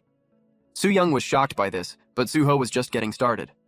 He was looking forward to being the attacker for once. His impressive strength made it clear to Soo-young that he was indeed an irregular. So, before Soo-ho could attack her, Soo-young stops him, saying she has forfeited the bout. Soo-ho gets disappointed and asks why she chose to do this when the fight was just about to heat up. Soo-young says that the place is too small for her to use her skills, so she wants to settle the problem later in an open setting. For now, she forfeits and asks Soo-ho what his additional request is. Soo-ho asks her if there are other women in this world who are as strong as her. Soo-young says that she doubts there are, so Soo-ho chooses her and asks her to make strong babies with him. He wants to mate with her. This angers Soo-young, who slaps Soo-ho and walks away in embarrassment. Dong-soo, who had regained consciousness, sees this and wonders what had happened for Soo-young to slap Soo-ho. He then gets up and understands that he had gotten knocked out with a single strike. This upsets him, as it means that he had just wasted the application fee for nothing. He then looks at Soo-ho and asks him if he is satisfied now that he has gotten him disqualified. Soo-ho tells him to not worry, because he has not been disqualified. Meanwhile, the head supervisor watches this from the security camera, and he is stunned by the fact that Soo-young lost the fight. Back at the gym, Dong-soo asks Soo-ho what he meant when he said that he isn't disqualified. Soo-ho tells him that he managed to convince Soo-young to not fail him, hence he is good to go. Dong-soo brings up how he saw Soo-young slapped Soo-ho and asked why she did so. Soo-ho said that he doesn't need to know that. This makes Dong-soo think that Soo-ho took the slap from Soo-young to save him from disqualification. This makes him think of Soo-ho as a real man, and he starts respecting him immediately. He starts following Soo-ho like a lackey, and starts referring to him as Big Brother. As they start walking back, an announcement is made asking Soo-ho to go to the head supervisor's office. Once there, the head supervisor told Soo-ho that he wanted to ask questions, but made him aware that everything being said in the room is being recorded. The head supervisor tells Soo-ho that he saw the little fight he had with Choi Soo-young earlier on. It surprised him how someone like Soo-ho could go toe-to-toe and get the better of a B-ranked awakener like Soo-young. So, the question he wants to ask Soo-ho is if he is an irregular. Soo-ho tells the head supervisor how this is the second time he has heard that question, but he has no idea what an irregularity is. The head supervisor understands that Soo-ho must have not been told about the bridge portal. So, he takes it upon himself to do the explanation. The bridge portal is what connects 3 different planets to Earth. The first planet being Aruk. It is a land with elves and dwarves, and a land that specializes in magic. Historically, they've been allies with Earth, and trades of culture and goods have taken place between them. People who went to Aruk and came back have brought back improved knowledge of magic and such skills. The second planet is Guchin, a planet where mammons and monsters are constantly at war with each other for the sovereignty of the nation. The mammons are the allies of Earth, whereas the monsters are enemies. The final planet is Mid-Ur, and they're the troublesome ones. The planet is inhabited by extremist orcs and monsters. They're always after Earth, and if a portal opens from that planet, an all-out war breaks out. The Earthlings who go through these portals into the other planet and come back are called irregulars. They possess much more strength than the average awakener, and are as such designated to be on a level of their own. Suho learns about all of these planets, but tells the head supervisor that he came from none of these planets. This makes the supervisor wonder if he is simply a dungeon returner, but that can't possibly be it, because a simple F-ranked awakener wouldn't be able to beat Su Young. So, the head supervisor asks Suho which planet he came from. Suho says how he already told the bald doctor about this story, but he decides to repeat it for the head supervisor. Anyway, he tells him about how he lived on a planet with wolves for thousands of years. After hearing the full story from him, the head supervisor is left stunned. He tells Suho to leave and thinks about how ridiculous it is for Suho's story to be real. After this, Sergeant Kim Sang-shik comes into the room as ordered by the head supervisor. He is instructed to assume duty as supervisor number 15. Sang-shik asks why so, because Su Young is already handling that duty. The head supervisor tells him that Su Young ran away. Sang-shik asks why, to which the head supervisor doesn't answer. He just tells Sang-shik to take on the role, and specifically monitor Park Suho as he is important. The next day, students are told to come to the training ground for the test to begin. Students are told to line up according to their supervisor. This is when Suho and Ko realize that their supervisor has been changed. They wonder if Su Young got fired. Sergeant Kim Sang-shik introduces himself to the students and tells the requirements to pass the tests. He expects the students to complete the 100-meter dash within 9 seconds. He also wants the students to complete the tetracontathlon within an hour.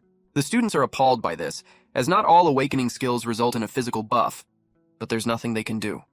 A woman starts the proceedings, but due to her being overweight, she takes 13 seconds to complete the 100-meter dash. She is disqualified, but the girl thinks the requirements should be different for healers. However, Sang-shik makes it clear that monsters won't give healers longer to run away. Next up, Dong-su is told to do the test. He is confident about doing it with ease, but others aren't so sure of making it within 9 seconds, let alone the tetracontathlon. However, Dong-so tells Suho that he will be seeing him in the next round, and just as promised, he completes the dash within 8 seconds.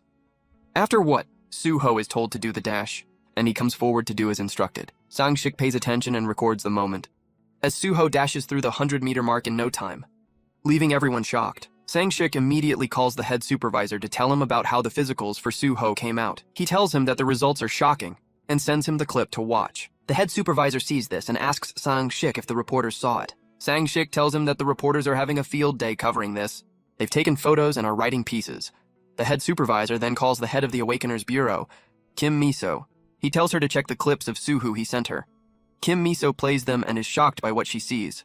Another man tells her that head supervisor Kim Young-soo has the ability to tell if someone is lying, and he has told them that Suho didn't lie once during his entire interview with Dr. Kim Young-kook. This stuns Kim Miso, who dismissed Young-kook's reports, but it turns out to be true.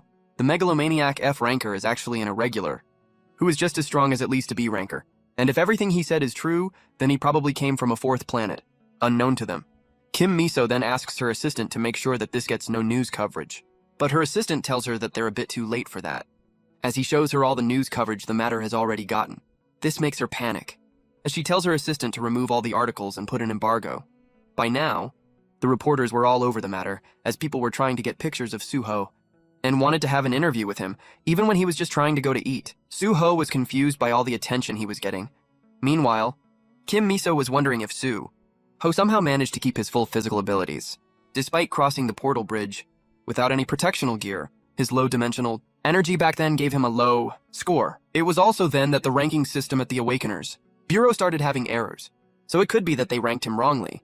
However, if everything is true, and if Suho is a returnee from an unknown 4th planet, Kim Miso thinks this is great news for them, because this gives South Korea an edge in the development of a potential 4th planet in the portal bridge. Meanwhile, we see that guards have arrived at the scene to stop reporters from getting access to Park Suho.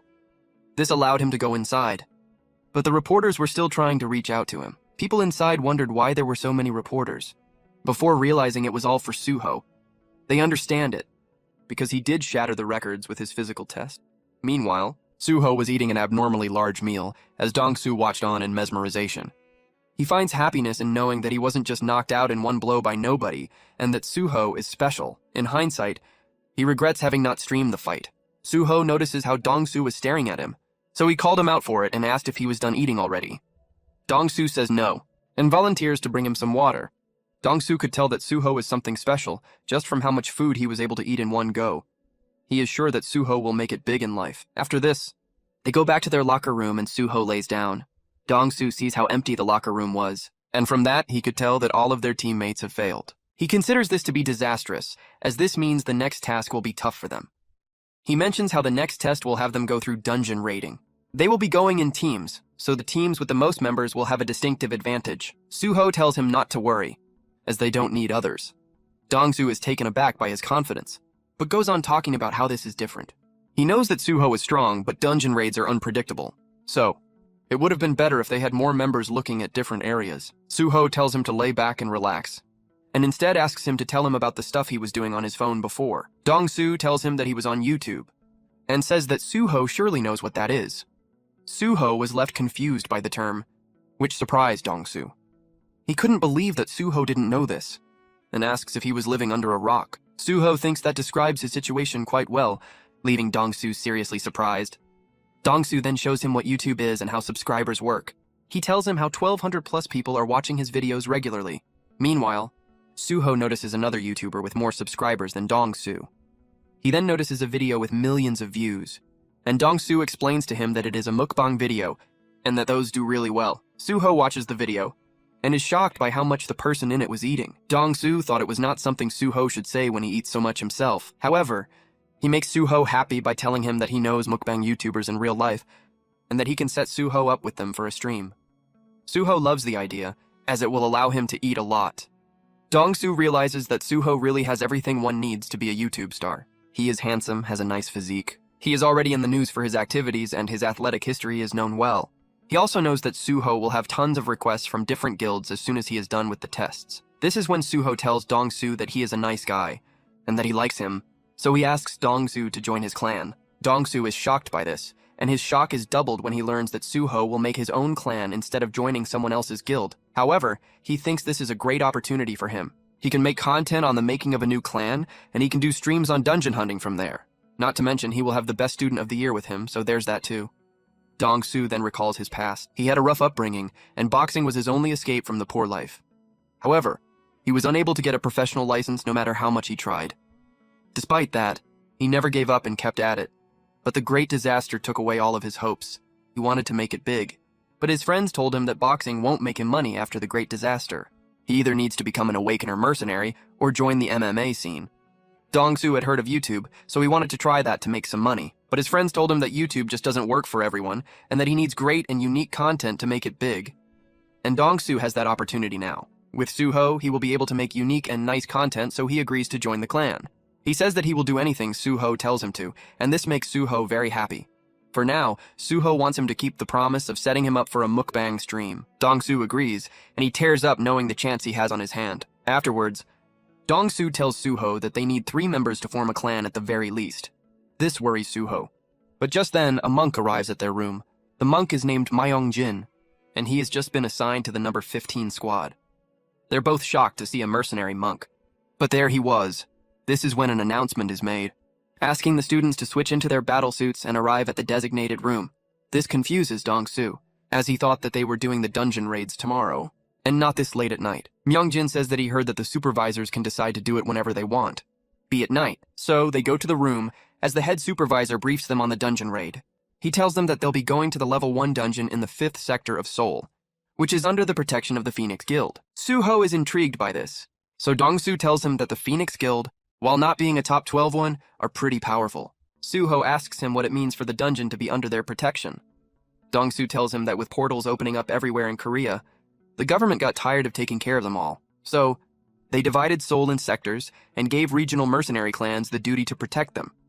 The mercenary clans were renamed to guilds, and they protect the dungeons in exchange for having control over the land and getting access to the dimensional energy there. With time, the clans with bigger dungeons got more influence, as the international economy saw more dimensional energy as wealth for the nation. Suho interprets that these are government-legalized hunting grounds for the guild, to which Dong-soo says yes. Suho initially wanted to make a clan because he missed hunting with the wolf pack. However, now that he knows that he will also get to own land, it makes him more excited. So, he declares that their clan's objective will be to become a guild. Dong-soo thinks that it is a bit too early to think of that, as they still need to pass the test. The head supervisor then shows them pictures of the dungeon, and describes it as a labyrinth. He says that it has the lowest level of monsters and dimensional energy. So, he thinks it is a shame that they won't be able to get much out of it. but it is important for experience. Dong-soo understands that monsters aren't really of danger to them. Instead, the labyrinth-like structure is something that will trouble them. He really wishes that he had the search skill because of this, but Soo-ho tells him that he already has that. This stuns Dong-soo, because he didn't expect someone to have that skill before even passing the mercenary test. After all, the skill is worth $30,000. So, it makes him wonder if Soo-ho was born with a silver spoon in his mouth. As they were talking about things, Dong-soo asks the monk Myung-jin if he has an awakener skill of himself. Myung-jin seemingly becomes uncomfortable because of this question, as he goes into pondering instead of answering. Myung-jin then thinks about the past when he used to be a normal priest at a Buddhist temple. He would pray Buddhist chants all day like a normal monk priest. However, one day, disaster struck. A group of monsters entered their land area, and they were being led by a giant monster. Eventually, the monster made their way inside the temple. Myung-jin was praying, with everything else being unbeknownst to him. This is when one of his fellow monk priests enters the room and tells Myung-jin that he should escape immediately along with the high priest. Myung-jin was confused and didn't process things properly when a monster suddenly came and attacked his fellow monk. These horrific memories haunts him to this very day and makes him unable to speak about many things. The briefing on dungeon raiding concludes, as Myung-jin's silence makes him as a weird person to Dong-soo. As his final words, the head supervisor tells the students that they'll be now moving into the dungeon. They'll be raiding the dungeon as a team under the tutelage of their assigned supervisor. While they're moving, he instructs they look into the manual again to get better accustomed to it. He wishes everyone luck in passing the exam. Following this, they go to the dungeon on their bus, and helicopters fly around the area to guard the students. The head supervisor tells everyone to get off the bus quickly. He doesn't like how they are moving sluggishly, and tells them to be quicker. Meanwhile, Supervisor Kim Sang-shik tells team number 15 to prepare as well. Kim Sang-shik tells them that once they enter, they should ignore his existence and work by themselves as a team. After all, they need to perform individually. Because even if the team clears, an individual can fail based on their personal score. Worried, Dong-soo points out how their team is the thinnest with only 3 members. So he hopes that Sang-shik would step in to help. Sang-shik ignores the question and asks them to move on. As they proceed to get out, Soo-ho asks Dong-soo why he is so scared. Dong-soo tells him that he is not exactly scared. Following this, Soo-ho asks them if they can take personal weapons to the dungeon, to which Myung-jin says yes, as he was carrying a weapon of his own. Seeing this shocks Dong-soo, because he didn't expect Myung-jin to have a specialized dimensional energy-based weapon of his own before even passing the mercenary test. Meanwhile, the 14th team complete entrance into the dungeon, and it was time for the 15th team to enter through the 175th gate. Sang-shik leads them on, and just like that, Team 15 was inside the dungeon. As they enter the dungeon, Soo-ho takes the lead and walks ahead of everyone. Seeing him be the de facto leader made Dong-soo feel a bit awkward. He decides to tell Soo-ho to set up a perimeter first instead of walking aimlessly. However, he ends up saying this out quite loud. He immediately regrets doing so, because this will definitely cause points to be docked off from his side. He should have entered silently and made sure the team had reached a safe zone before speaking out loud and drawing the attention of the monsters. And just as he had suspected, a monster had tracked them down from the noise, and was about to attack Soo-ho from his blind side. Despite that, Soo-ho easily disposes of the monster. He just grabs its head and smashes it down on the ground, breaking its bones in the process. They had slayed their first monster of the dungeon raid, and Dong-soo tries to show it off as an assist for him. He says that his tactic of making noise and catching the monsters off guard, luring them in and finishing them off went well. They proceed to move on after that. But not too long after, Dong-soo asks Soo-ho if he is using his search skill while moving forward, because if he messes that up, they'll be in huge trouble. His words turn into prophecy again, as Soo-ho ends up taking a misstep. They quickly understand that something was wrong, before Dong-soo noticing that it was a booby trap, as tons of arrows rain down at them. They're caught off guard by this, but Myung-jin comes to the rescue, stepping forward and ready to draw his weapon. As he is doing so, he recalls that horrific day from his past. He recalls how the giant monster was wreaking havoc, as his fellow monk was doing his best, beating off lesser monsters. Amidst the destruction, Myung-jin was trying his best to escape with the high priest. However, he wasn't able to forgive himself, because he thought that it was his fault that such a big problem happened in the first place. Channeling his anger and frustration from that day, Myung-jin uses his staff with the full moon whirlwind skill, easily deflecting and breaking the arrows coming in at them. Dong-soo sees this, and understands that Myung-jin's skills with the weapon are no joke. However, misfortune continues to haunt them as they take another misstep, and end up falling prey to another trap. The trap activates and the floor underneath them splits apart, sending all of them flying down to the floor below. They scream and yell in surprise, but they fall down and the floor above them once again settles in normally, blocking their way back up. Down below, things aren't so smooth. Park Soo-ho and Myung-jin manage to land on their feet and manage to avoid being hurt. However, Dong-soo ends up taking a big fall flat on his back. He groans in pain, as he states that this is really as worse as it gets. He can't help but wonder if this is how all of his dreams will come crashing down. But the noise he makes seemingly alerts other monsters, putting them in trouble. Dong-soo notices this and says that they've probably pulled in some aggro. Myung-jin says that he can't do much, as his reawakened skill is an arena of effect taunt. Dong-soo is surprised knowing this. However, Park Soo-ho was content with this and says that it is good, because he is too lazy to go around and look for everything himself. Park Soo-ho's nonchalant behavior confuses Myung-jin, but it is not long after that Soo-ho uses his brilliant athleticism to perform an acrobatic kick to the roof of the dungeon. This breaks the roof and allows Soo-ho to get back up without much problem. Soo-ho then tells Myung-jin that he has taken a liking to him, so he wants the monk to join his clan as well. Just then, Soo-ho senses a group of monsters rushing at him at full speed. Realizing this, he uses his search ability to pinpoint them, and he goes running straight at them to catch them off guard. Dong-soo is overwhelmed by all of this, as he wonders if they are doomed for real. However, Myung-jin, who had climbed back up using his staff as leverage, offers Dong-soo to grab onto his staff and get back up as well. Dong-soo takes it with open arms, and once again pretends that everything is going right according to his plans.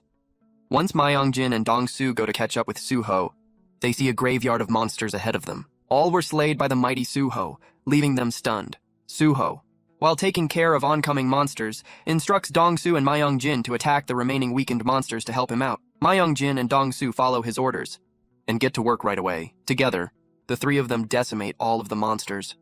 The supervisor, Kim Sang-shik, watches this and wonders if Soo-ho is using the special search skill to make things easier for him and detecting all the booby traps. Not only that, he also realizes that Soo-ho is using the booby traps to his advantage to get the better of all the monsters. However, just then a monster was about to attack Soo-ho from behind him, catching him off guard. But Myung-jin uses his staff to impale the monster right there, saving Soo-ho the effort. This draws out praise from Dong-soo. Soo-ho then finishes off the rest of the monsters, finishing off everything in style. At the main office of surveillance, the staff are informed about a team being done already and exiting the dungeon. This surprises everyone, as it has only been about 30 minutes since the start of the test, and usually, this dungeon takes about 5 hours to finish.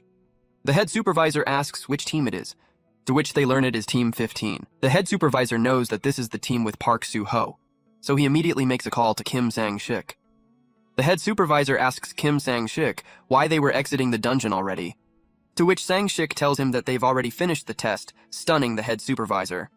Sang-shik then goes on to say that it will be hard to judge how much individual ability each one of them possess based on such an entry-level dungeon. But if the head supervisor watches the video, he will understand just how devilishly strong Park Soo-ho is.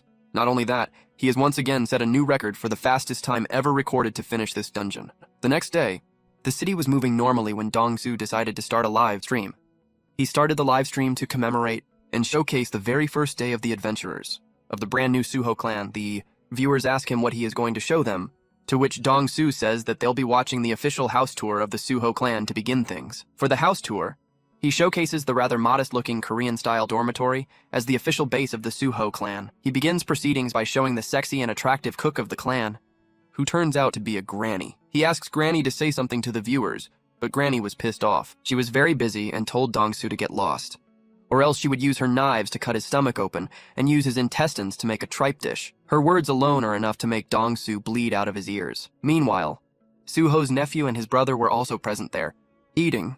The viewers thought Granny was quite extreme, but Dong-soo moves on to the next part. The viewers notice a Buddha statue there, and ask Dong-soo who it belongs to. Dong-soo reveals that it is owned by a member of the Soo-ho clan, the master of the Bang Lim style of staff martial arts, the monk Myung-jin. He then moves inside the next room, where Soo-ho and Myung-jin were present and eating. Soo-ho and Myung-jin see Dong-soo, and they tell him to join them and eat. Dong-soo instead decides to introduce Myung-jin to the viewers. He tells Myung-jin to introduce himself. Myung-jin is left a bit flustered by this, but he introduces himself and says that he has lost a lot of himself to the monster's attacks. However, he continues to live on and fight back. He shows everyone the holy staff left by his predecessors, and how he will use it to bring glory. Before he could complete himself, a truck had arrived to take them, so the three of them skipped the part and moved into the back of the truck. Once there, Soo-ho notices a lot of drones flying around and surveying them. He asks what those things are, and if he should just destroy them. Dong-soo finds it quite amazing that he doesn't know about these things, and tells Suho that those are auto-recording drones. As they move on, Dong-soo tells everyone that they are heading towards the fourth gate. He shows them the blue barrier that could be seen from there, and tells everyone that today will be historical, as it is the first real dungeon quest of the Suho clan. Dong-soo then wraps it up by reminding his viewers that his awakened ability is video memory, so he will be back with a fresh new upload soon. After this, the three of them enter the dungeon, where Dong-soo starts streaming again. Suho asks why there are so many bats, to which Dong-soo says it is because this is a bat dungeon. There were thousands of bats flying around, so Dong-soo asks Suho if he has a long-range attack that can possibly take down the bats at once. Suho says that he doesn't, which makes Dong-soo worry as he asks how they'll get through if that is the case. Myungjin tells them to not worry, as he has something up his sleeves. Myungjin plays the Buddhist music, as he starts chanting Buddhist spells, activating his AoE special skill. This takes everyone by surprise, as the effect of this chant causes the bats to start behaving weirdly. Dong-soo showcases that to his viewers, as the bats were coming together and spinning like a whirlwind. As Myungjin continues to do so, the bats get aligned and come speeding at Myungjin. Dong-soo showcases this like a tense battle to the viewers. The monstrous bats coming at Myungjin with malice, and Myungjin taking out his staff and ready to take them on. As the bats are about to attack Myungjin, he spins his staff to create the fire whirlwind, burning each and every bat on the spot. Dong-soo showcases these impressive feats to the viewers. As the boss of the bat dungeon, a giant monster bat arrives in anger. However, the leader barely lasts against them, as Suho uses his patented longsword slash to cut the bat in half, and just like that, they completed another dungeon, and the viewers of the stream were left ecstatic.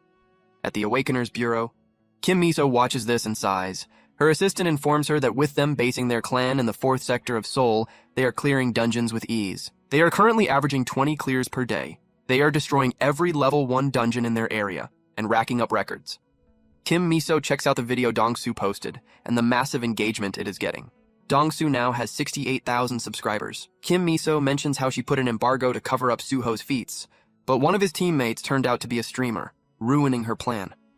The assistant tells her that currently, videos documenting Park Suho are the number 3 trend in the entire nation. If they let things be, these things will only get more and more popular. Kim Miso, worried, says that she is aware of this. Just then, her eyes catch another video on the trending list. It was a video of the Russian Michelle Yorvas challenging the world champion, Okita Hero of Japan next. She watches the video, where Michelle Yorvas uses his special ultimate punch to destroy someone named Horizon. Yorvas then follows it up by calling out the world number 1 ranked Okita Hero of Japan, saying he is next.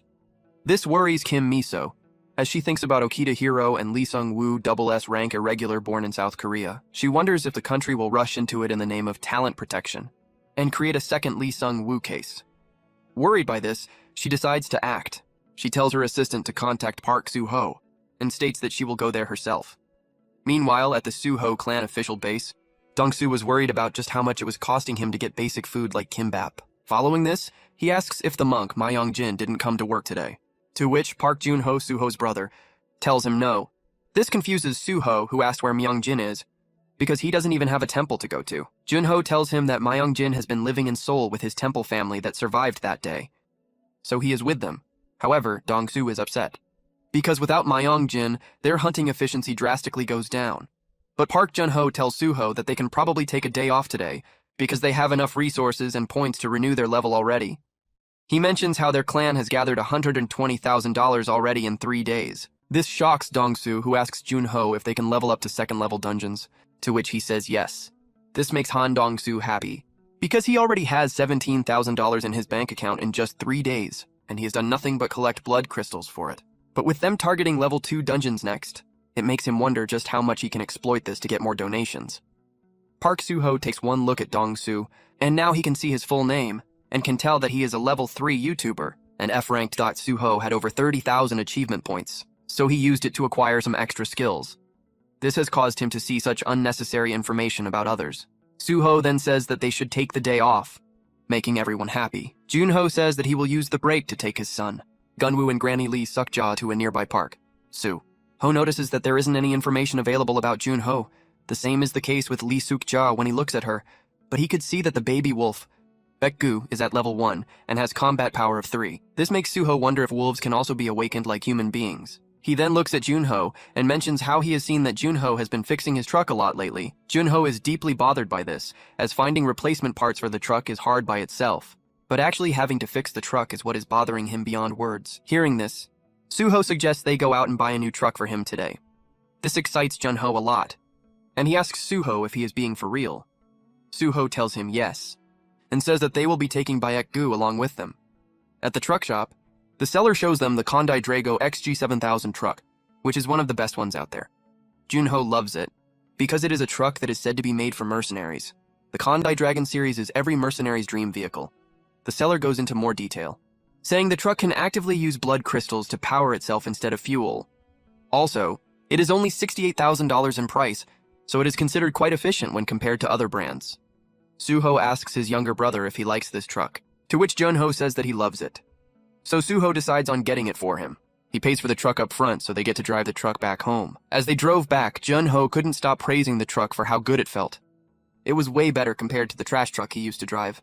However, he asked Suho why they were going to the 23rd gate of Seoul's 4th sector, because that place is generally considered close.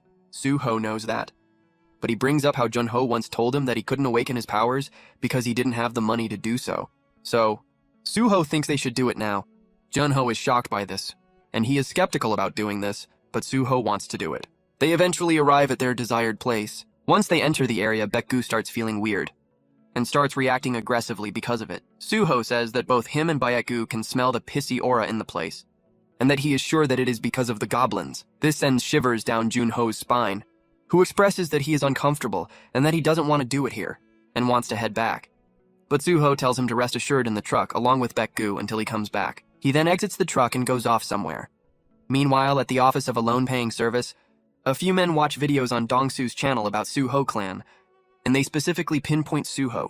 They want to get rid of him, but they are fully aware of his status as an irregular. He is too damn strong, and hiring assassins won't have an effect on him, as they won't be able to deal damage to him. Despite that, they can't just let Suho do what he is doing, and must do something to put a stop to his antics. They decide to look into the list of guilds in Sector 4 of Seoul that they've been funding to see if that can work. This is when one of them remembers that if the matter is in Sector 4, they have Manager Choi there. This excites the first guy, who knows that Manager Choi is the real deal. If taking out one guy is the mission, he will do it with ease. But he does demand a hefty payday for it. After all, he did once take care of 6 guys for them, so he tells his partner to contact Manager Choi and give him the task of eradicating Park Soo-ho. He is willing to pay him any amount for it. Meanwhile, the rain had gotten more intense outside. Granny Sukja was heading back home, as she realized that she needs to take out the laundry before it gets wet. This is when a car stops in front of her. From there, Kim Miso comes out, and she introduces herself to Granny. She asks her about Park Soo-ho, whom she wants to meet. Meanwhile, back at the 23rd gate, Park Jun-ho was getting impatient, as more than half an hour had passed, yet Soo-ho wasn't back. The atmosphere was still quite creepy, and Baek-gu was still acting aggressively. Just then, a goblin flashes in front of the car window, scaring Jun-ho. But the goblin almost immediately gets subdued to his relief. It was Soo-ho who had done so, and he opened the door to ask Junho and Baek-gu to come out. Junho was still feeling reluctant, but he followed his brother. Taking another look at the weakened goblin gives Junho a chilly feeling, but Soo-ho just gives him a knife, and tells him to follow him after he is done finishing the goblin off. This was something Junho simply couldn't accept, as he doesn't have the courage to do so. He tries to oppose it, but Soo-ho tells him to do it. He asks Soo-ho if it is really important for him to awaken his abilities, to which Soo-ho says that he can't survive while being weak. Soo-ho then orders Baek-gu, who is still angry, to bite the goblin. Baek-gu doesn't hesitate, and immediately bites the goblin. But even in its weakened state, the goblin outpowers Baek-gu, and grabs a hold of its head. Soo-ho states that Baek-gu is too young to take down a goblin at this point, so he tells Junho to use the knife and finish the goblin before it finishes Baek-gu. With tears in his eyes, Baek-gu still wasn't sure of doing it, but Soo-ho yelled at him to do it. Meanwhile, the goblin was starting to bite down on Baek-gu.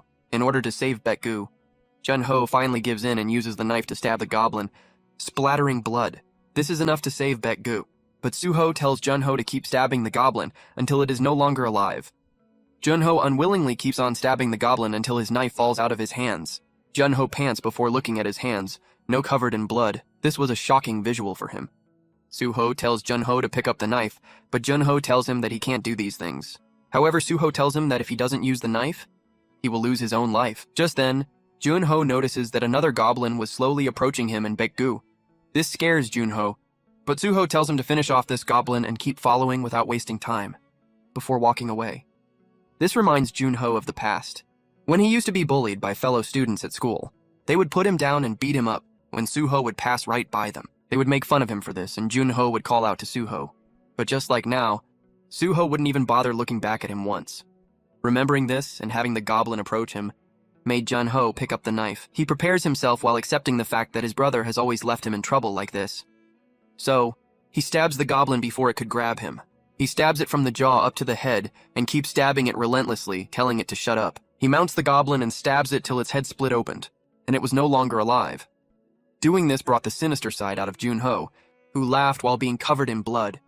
Just then, he was attacked by another goblin, which had took him down, and mounted on top of him. The goblin was about to bite him, but this Junho was different. He mustered up strength and courage to stab it on the throat, before swiftly finishing it off. He then followed his brother's trail to arrive there with Baekgu. He giggled maniacally, while saying that he doesn't like this sticky feeling he has on his hands from the flesh of the goblins. He asks his brother why he is doing this. Instead of saving him, Suho looks at Junho, and now the status bar shows that Junho is a level 1 awakener with the butcher ability. Suho finds this quite cute, and asks Junho if he ever worked part-time as a butcher. Junho says no. Suho then asks Junho to come up and help him finish off hundreds of goblins that were behind him. Following this, Suho takes his brother, who is now entirely covered in goblins' blood, to the Awakeners Bureau. There, the receptionist is overwhelmed by what she was seeing. Suho tells her that Junho has just awakened his skills. The receptionist tells them to first go to the shower and clean themselves up properly. After this, they will receive a quarantine inspection, and when they're done with that, they can go to the 3rd floor and go for the dimensional energy measurement test. As they go up to the shower, Junho asks what the receptionist meant when she talked about measurement. Suho explains that there is a machine that measures a person's dimensional energy and gives them points based on that. A person needs to score at least 100 points to get an F rank. After that, they can take the mercenary test. Suho reveals that he got a 96 himself, so he had initially failed this test. Junho finds it quite unbelievable that Suho of all people failed this energy measurement test. After they're done with the shower, they go to the measurement room, where Junho is told to lay down on the machine. Junho does so, and after his measurement test is completed, he is told to go to the ability manifestation room. The doctor then asks Suho if he also intends to take the dimensional energy measurement test again, to which Suho says yes. Suho lays down on the machine as well, but he starts seeing weird visuals there. He sees a lot of eyes watching him, while the status menu showing a message which says that someone unknown is watching him, and that they're recording his information. This makes Suho uncomfortable, and he unceremoniously wakes up as his score hits 189. The doctor sees this, and says that his growth is as rapid as people have said. Currently, Suho can easily become an E-ranker. Suho, still shaken up by the experience, asks the doctor who had made this machine. The doctor says that it must have been made by the scientists, which sends Suho into a deep thought. After Park Junho's test was over, he was granted his very own Awakener's ID. Not only that, he was also given a phone as a gift for passing the test. The receptionist also notified him about his eligibility for the mercenary test. After that, the two brothers walk off together, as Suho asks Junho if he didn't feel any weird sensation while the examination was going on. Junho says no, which makes Suho conclude that his brother isn't as sensitive as him. He then asks him what ability he has awakened, to which Junho says that he is the executioner now. Just then, Suho spots Choi Soo-young walking with her squad. He calls out to her as Blondie, and approaches her. Soo-young's teammates don't like that, but they soon realize that it was Park Suho. Suho apologizes to Soo-young for being uncivilized with his behavior earlier, and admits that he isn't still used to behaving normally just yet. However, Soo-young rudely brushes him off, telling him not to apologize and just saying that he should make sure they never meet again. Soo-young walks off, prompting her teammates to gossip on whether that was a rejection, or if their leader was just playing hard to get. Soo-young wonders why Park Suho was even apologizing, because it sure did annoy her. On the other hand, her teammates were speculating all sorts of things about her relationship with Suho. Soo-young overhears this and scolds them. Meanwhile, Suho is left confused by her tone, as he comes to realize that she is a hard one to deal with. The scene shifts to the Suho clan's dormitory, where Granny Sukja is seen indulging in alcohol with Kim Miso. The strawberry-flavored liquor hit just right for Kim Miso, and Granny Sukja also appreciated her drinking capacity despite being a young lady. Granny mentioned that the alcohol was prepared by her husband 10 years ago, but he passed away before he could try it. Kim Miso blames the monsters for it, and Granny Sukja liked her brash style. Kim Miso also appreciated the food on offer, because it complemented the alcohol well. However, Kim Miso was still waiting for Suho. Just then, Suho and Junho arrive. Gun-woo quickly runs over to see them, as he was missing his father and the dog Baek-gu. Meanwhile, Kim Miso attended to Suho, who didn't recognize her at first, but later, as they settle down to talk, he realizes that Kim Miso is the head of the Awakeners Bureau. But Suho wonders why she is here to see him. Kim Miso explains that she was there to make a deal with him. She adds that people like Suho are referred to as irregulars because he came back from a portal with a crimson light. Suho confirms this. Kim Miso adds that being able to come back from the portal is a big achievement by itself, because it requires some certain criteria to be fulfilled. Suho gets that, but doesn't understand where she is heading with the talk. Kim Miso explains that a bridge portal to the world Suho came from will reappear again soon. Suho asks where, to which she says that it will reappear near him. The place that he came from is being referred to as the fourth planet at the Awakeners Bureau, and with that South Korea will become the only country with a portal to the fourth planet. Suho wonders if he'll be able to meet up with his old wolf friends if the portal reopens. He asks her when it will open up, to which Kim Miso says that it'll open up in 99 days' time, and until then, she wants him to stay in Korea. Suho doesn't understand why she wants that, to which Kim Miso explains that they don't want another Lee Sung-woo situation. Suho obviously doesn't know about what she's referring to, so she proceeds to elaborate. She explains that Okita Hiro is one of the world's best awakeners, but his real name is Lee Sung-woo, and that he was originally Korean. During the time of the Great Catastrophe, the government imprisoned all irregularities under the pretext of protecting them. There wasn't much information about them at that point. Despite being just a D-ranked irregular, Lee Sung-woo broke out of the imprisonment. He was disappointed in his country's mishandling of him, and that is when Japan stepped in and offered him a shift there, which he accepted. Because of that, the portal to the planet Hades was opened in Japan. The dimensional energy industry is huge, and with the portal opening elsewhere, it was a huge loss for Korea, and they don't want that to happen again with Park Suho. Understanding the situation, Suho asks what he will get in return, to which she tells him to just name his conditions. Suho starts off by wanting the Suho clan to be established as a guild, and for them to get their own designated area on top. Han Dong-soo, who was eavesdropping, finds this crazy. Kim Miso was fine with it though, and mentioned that she would put it in the contract. Suho also had another condition. He wanted to know if there would be any signs of the portal opening up. Kim Miso tells him not to worry, as she promises to send him their best agent, who would help guide him through this. Afterwards, back at the Awakeners Bureau, Choi Soo-young recalls Park Suho's suggestions of them mating together, and her subsequent loss. This enraged her, and she beat up the punching bag to satiate her anger. She regrets not suing him for harassment. Kim Miso arrives there and asks who harassed her, to which Soo-young keeps her silence. Kim Miso then asks her to go on a trip for the bureau. Soo-young was curious as to what she was referring to, but upon receiving the details of her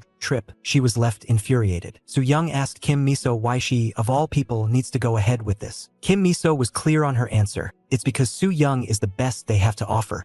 After all, if a portal were to open up in the middle of the city, that would be a disaster. Soo-young agrees, calling it a gateway to hell. So, Kim Miso wants Soo-young to stay alert and observe for the slightest signs of a fissure. If she is to spot one, she should immediately take Suho out of the area and to a place where it'll be less harmful. So, for that to happen, she wants Soo-young to go out there and stay with Suho 24/7. And yes, she emphasized on the 24/7 bit. Soo-young wasn't pleased with this and thinks she'll be better off resigning than doing this. Meanwhile, at Suho clan's dormitory, Junho was getting haunted by the voices in his head, driving him to insanity over what he had done. Just done, Gun-woo tells him to come out to eat food, which snaps him out of it. Later at the table, as they eat together, Han Dong-soo states that they've officially been registered as a proper clan, which makes them eligible to enter level 2 dungeons from now on. Junho isn't sure about this, as he thinks they need more experience and higher ranking. Furthermore, they have a lack of personnel to approach level 2 dungeons. Dong-soo gets that, but with Suho in their squad, he thinks level 2 dungeons will be a cakewalk. However, Suho himself suggests that they milk level 1 dungeons for longer to get more money and level up accordingly. Once they are prepared, they can divide themselves in groups and will add more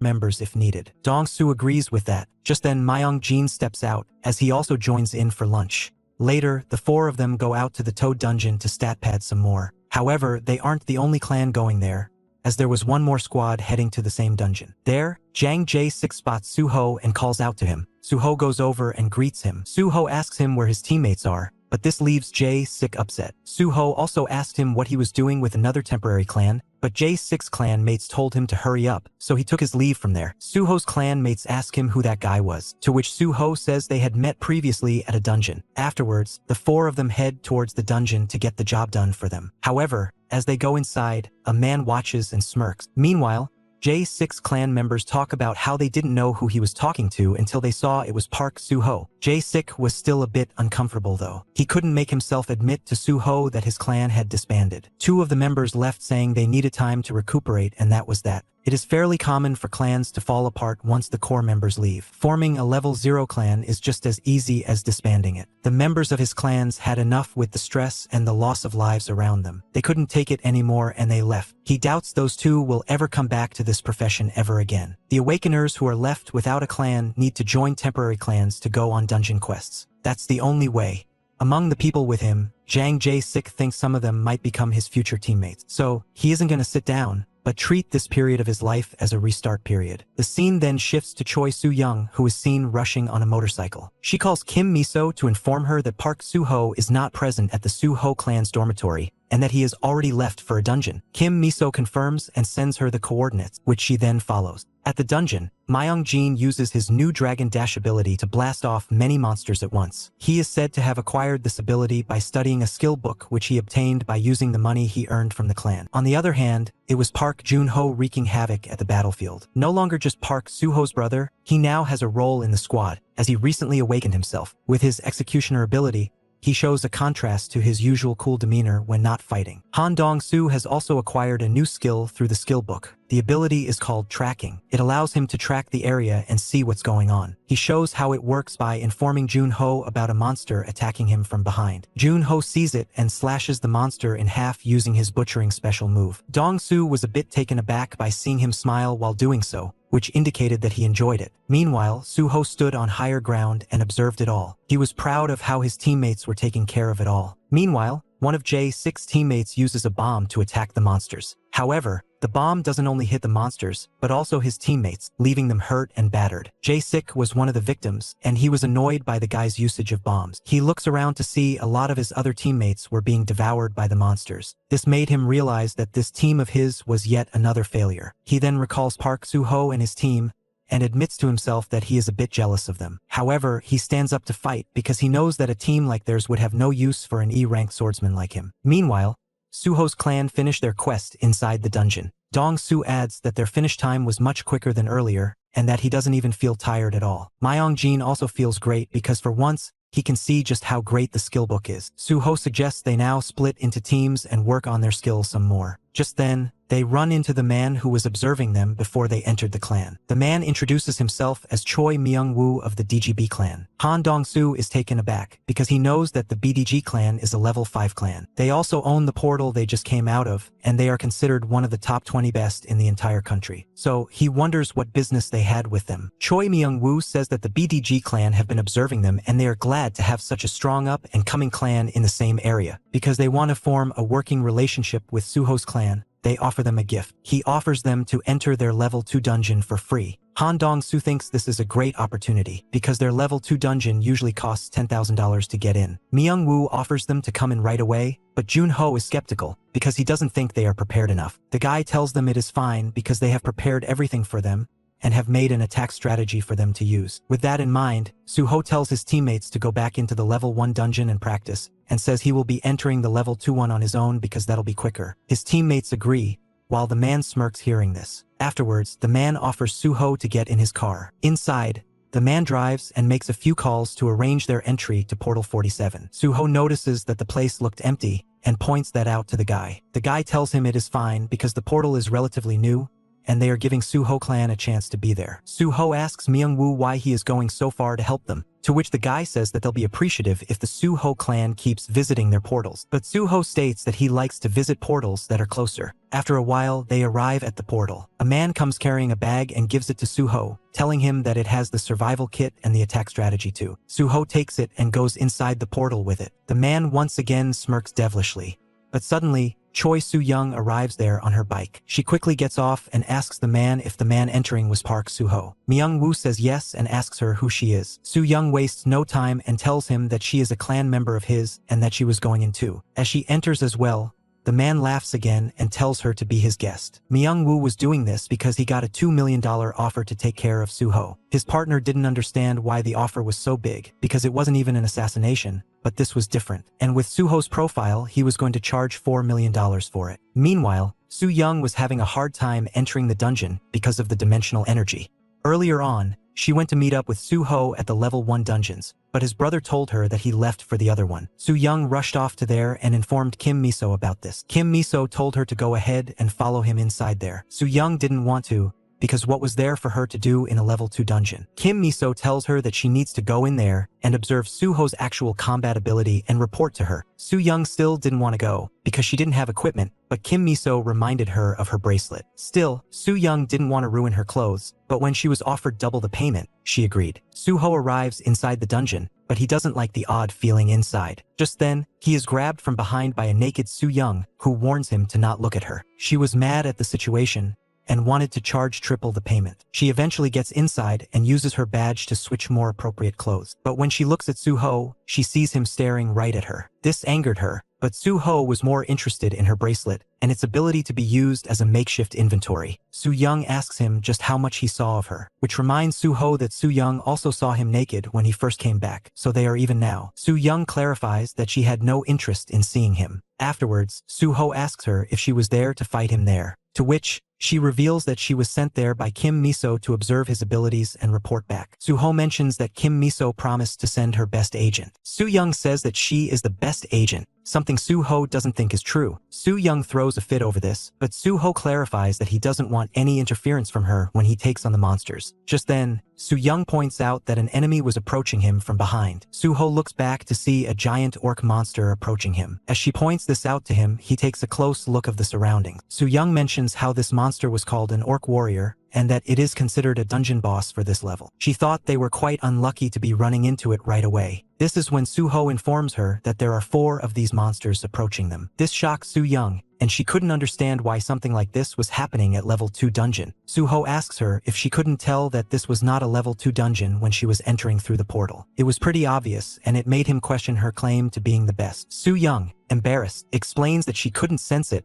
because of the protective shield of her bracelet. Regardless, Soo-ho tells her not to mess with his targets, before running off to engage the orcs in a proper fight. Soo-young is left shocked by the unreal speed of Soo-ho, and it wasn't just that only. He easily manages to overpower an orc, dropping it and getting a hold of its axe. Using the axe, he starts chopping down the orcs with relative ease. One of them was a bit further away from him, so he took care of it by throwing the axe straight at its head. The third orc gave him chase, as he ran away without a weapon to take it on. However, he does outsmart it by using the tree vines to swing around the area and getting behind the orc. Meanwhile, Myung-woo was on the phone with the people who put the bounty on Soo-ho's head. He was fairly confident of getting the job done, and asked for the remaining amount to be deposited. He states that even S-rank guys wouldn't be able to make out of it alive, but the people who put the bounty wanted to know what level the dungeon was exactly. Back in the dungeon, Soo-ho smashes the head of the third orc as well, leaving Soo-young shocked. Just then, a fourth orc came running in, but Soo-ho was unfazed. He kicks the orc away, sending it flying and causing a tree branch to impale it from the back. Soo-young was impressed by his strong showing, but as she was doing nothing but following her around, Soo-ho hands over his bag. He tells her to help him collect stones from the orcs he took out. Soo-young couldn't help but be taken aback. She knows that he is an irregular, but even so, he is only an F rank when it comes to experience. However, if one were to observe his hunting routine and the way he slaughters, it would be hard to tell how he does it without showing a hint of empathy. Meanwhile, Soo-ho was happy to collect the bloodstones, which seemed a bit heavier than usual. Just then, Soo-young uses her search ability to assess the situation. She then tells Soo-ho that they don't have time to engage in these things. After all, Soo-ho had just defeated 4 dungeon 2-level bosses, but the portal gate still hasn't opened up. Furthermore, the bag that was given to him carried nothing but stones. Soo-ho thought that was cool because it meant they could put the bloodstones in the bag too. However, Soo-young emphasizes on the fact that this was at least a level 4 dungeon, and if any higher than that, there were barely any chances of them making it out alive, even if they were to fight together. This stuns Soo-ho. He couldn't believe that the Myung-woo guy had sent him inside a level 4 dungeon by telling him it was level 2. Not only that, he did it for free. Soo-young feared that he was getting mad, But Suho thought this was incredible and a great opportunity. He was willing to buy Myung-woo a good dinner when he was done with this. Soo-young was shocked by just how weird Suho's thinking pattern was. Just then, Soo-young notices an orc that was about to attack her. She wasn't scared and wanted to fight it off, but when she tried to reach for her sword, she realized that she had left it behind with the bike. This put her in a very tough predicament, one where she could lose her life. Thankfully, Suho steps in and beheads the orc warrior with a slash of his special knife, saving Soo-young from potentially fatal damage. Suho then tells her not to worry, because he is a very strong guy, although he used to be stronger back in the days. Soo-young is shocked by him claiming to be even stronger in the past. Just then, she senses something off about vibes, so she uses the insight ability to check out, and this is where she finds out that a whole host of monsters were coming their way, spelling trouble for them. Soo-young quickly informs Suho that a whole squad of orcs were approaching them. Suho liked this because the prey were coming to him instead of him having to move. Usually, he would use Myong-jin to get these things done, but it was happening on its own here. As the group arrives, Soo-young is shocked by how strong it was. Not to mention, they were being led by the great orc warrior, which is said to be the captain of the squad. Not only that, there were also rider orcs who were riding on wolves. Naturally, Suho is excited to see the wolves, and he charges at them. Soo-young follows suit, but Suho tells her to stay out of it, not that she would listen. The first rider orc attacks Soo-young, which she blocks using the shield ability.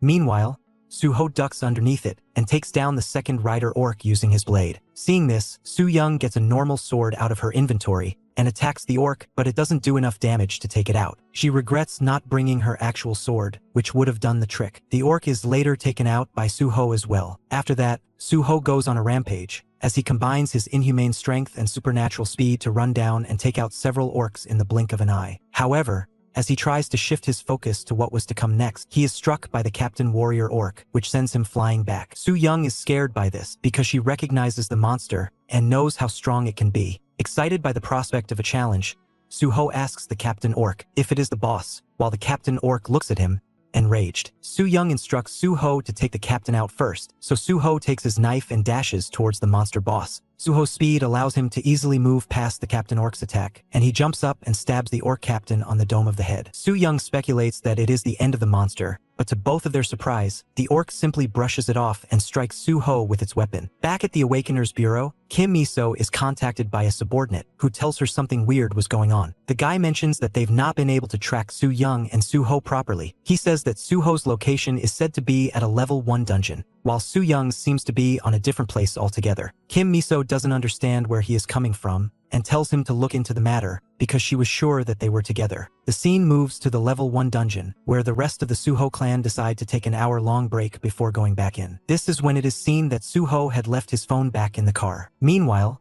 Soo-young's phone was left outside the other dungeon on her motorcycle. As such, neither of them pick up the call, but the man quickly reports back saying that they've managed to track Soo-young. He informs Kim Miso that she is currently at a level 5 dungeon, at a recently opened portal. Kim Miso is stunned by this. Suddenly, her order telling Soo-young to follow Suho into the dungeon, despite her reluctance, seemed like a bad one. She asks what Soo-young could be doing there, and inquires about the owner of the portal. She is told that it is owned by the DGB clan. Kim Miso subsequently tells her subordinate to look into the entrance record of the portal, and asks him to reach out to the portal owner and get them on call with her. Back at the dungeon, Suho is sent flying back against a wall of rocks, cracking it and hurting him. A bunch of warrior orcs chase after him, which worries Soo-young. Suho is also overwhelmed by this, as he comes to accept that this won't be just another stroll in the park for him. So he locks in and launches himself at one of the orcs, whom he hurls into another orc to take 2 out. He then grabs the 2 axes from the orcs and throws them straight at another few orcs, finishing them off. Meanwhile, Soo-young was being attacked by a plethora of arrows. She runs away to avoid them, while being astounded by the fact that there were archer orcs too. As she avoids the onslaught, she trips and falls, making her a free target for a bunch of approaching orcs. Sensing great danger, Soo-young uses her bracelet to launch a defense bomb at the orcs, which blasts off a few of them. However, it doesn't do damage to the Captain Warrior Orc, who was now after Soo-young. This left Soo-young in a dangerous predicament, but luckily for her, Suho comes to grab her hand and run off. Soo-young is taken aback, but Suho explains that they need to run away. As they're once again attacked by arrows, Soo-young questions where they can run off to when they're literally surrounded everywhere by orcs. Suho shows her a small opening, but Soo-young tells him that it was the edge of the cliff. However, Suho already knew that full well, so he picks her up in a princess carry and tells her to hold on tightly.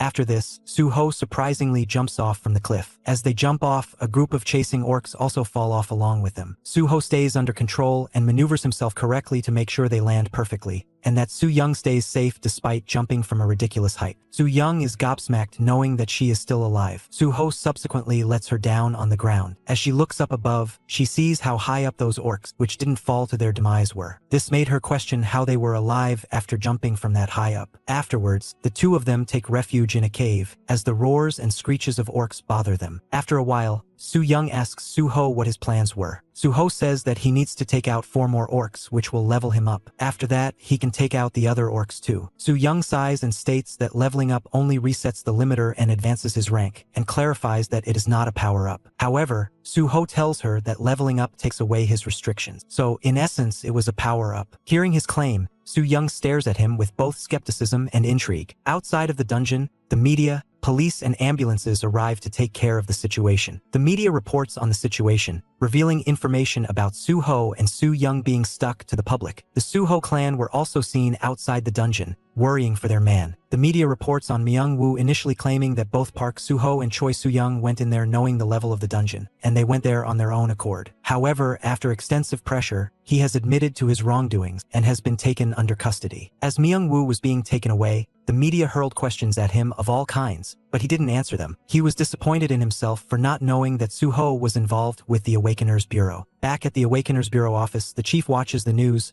where they talk about just how big of a loss it is for Korea to lose out on Park Suho like this in the era of dimensional industries. Just then, Kim Miso comes in all stressed. She asks the chief to do something about the situation and take action against the perpetrators. The chief tells her that they've already arrested Myung-woo and the head of the Yongari gang is also being chased by the police. But Kim Miso wants him to take action against the entire DGB guild because they're putting blame on just one guy and getting away with it. However, the chief doesn't want to do that because he can't just dismantle a level 5 guild over something like this. Kim Miso doesn't like the way he is making light of the situation, but the chief explains that they're not even sure if Suho is an irregular awakener from the 4th planet. It is very much possible that he came back from a normal portal. Meanwhile, the news calls for better management of dungeons from the guild. The chief sees this as a good opportunity to put pressure on guilds and make some money out of it. But Kim Miso was overtaken by guilt of being the one who ordered Su-young to go inside. Seeing her cry, the chief says that he is very worried too, but there's nothing they can do other than hope that Su-young holds her own and makes it out. Just then, the news reports on how the chances of either of the two making it out alive are extremely low. This breaks Kim Miso, who falls to her knees and cries for Su-young. Meanwhile, back in the dungeon, the orc warriors are seen patrolling their area, looking for Su-young and Suho to attack. Just then, one of the orcs gets distracted by a small fairy. Pissed off, the monster goes after it and attacks it, but this allows for Suho to attack it from above and take it out. With that orc warrior out, he needed to take out 3 more to get the level up. He hides behind the bushes once again with Su-young, who uses her insight ability to spot an orc warrior nearby. Hearing this, Suho immediately charges at the orc, not letting Su-young realize that he was stepping into a trap. He does indeed step on a wrong platform, which activates a booby trap, and the switch sends Suho flying back. The orc warrior then alerts other orcs of Suho, and they all quickly get out of their hiding to take him down. The danger seemed imminent, with Suho being genuinely shocked at not being able to sense the trap, and his movements have gotten worse too. Su-young tells him that it is because he hasn't eaten in 2 whole days. Just when the monsters were about to attack Suho, Su-young steps in and uses her defense bomb to blast off quite a few of the enemies. However, using the move takes its toll on her and makes her collapse. Suho took advantage of this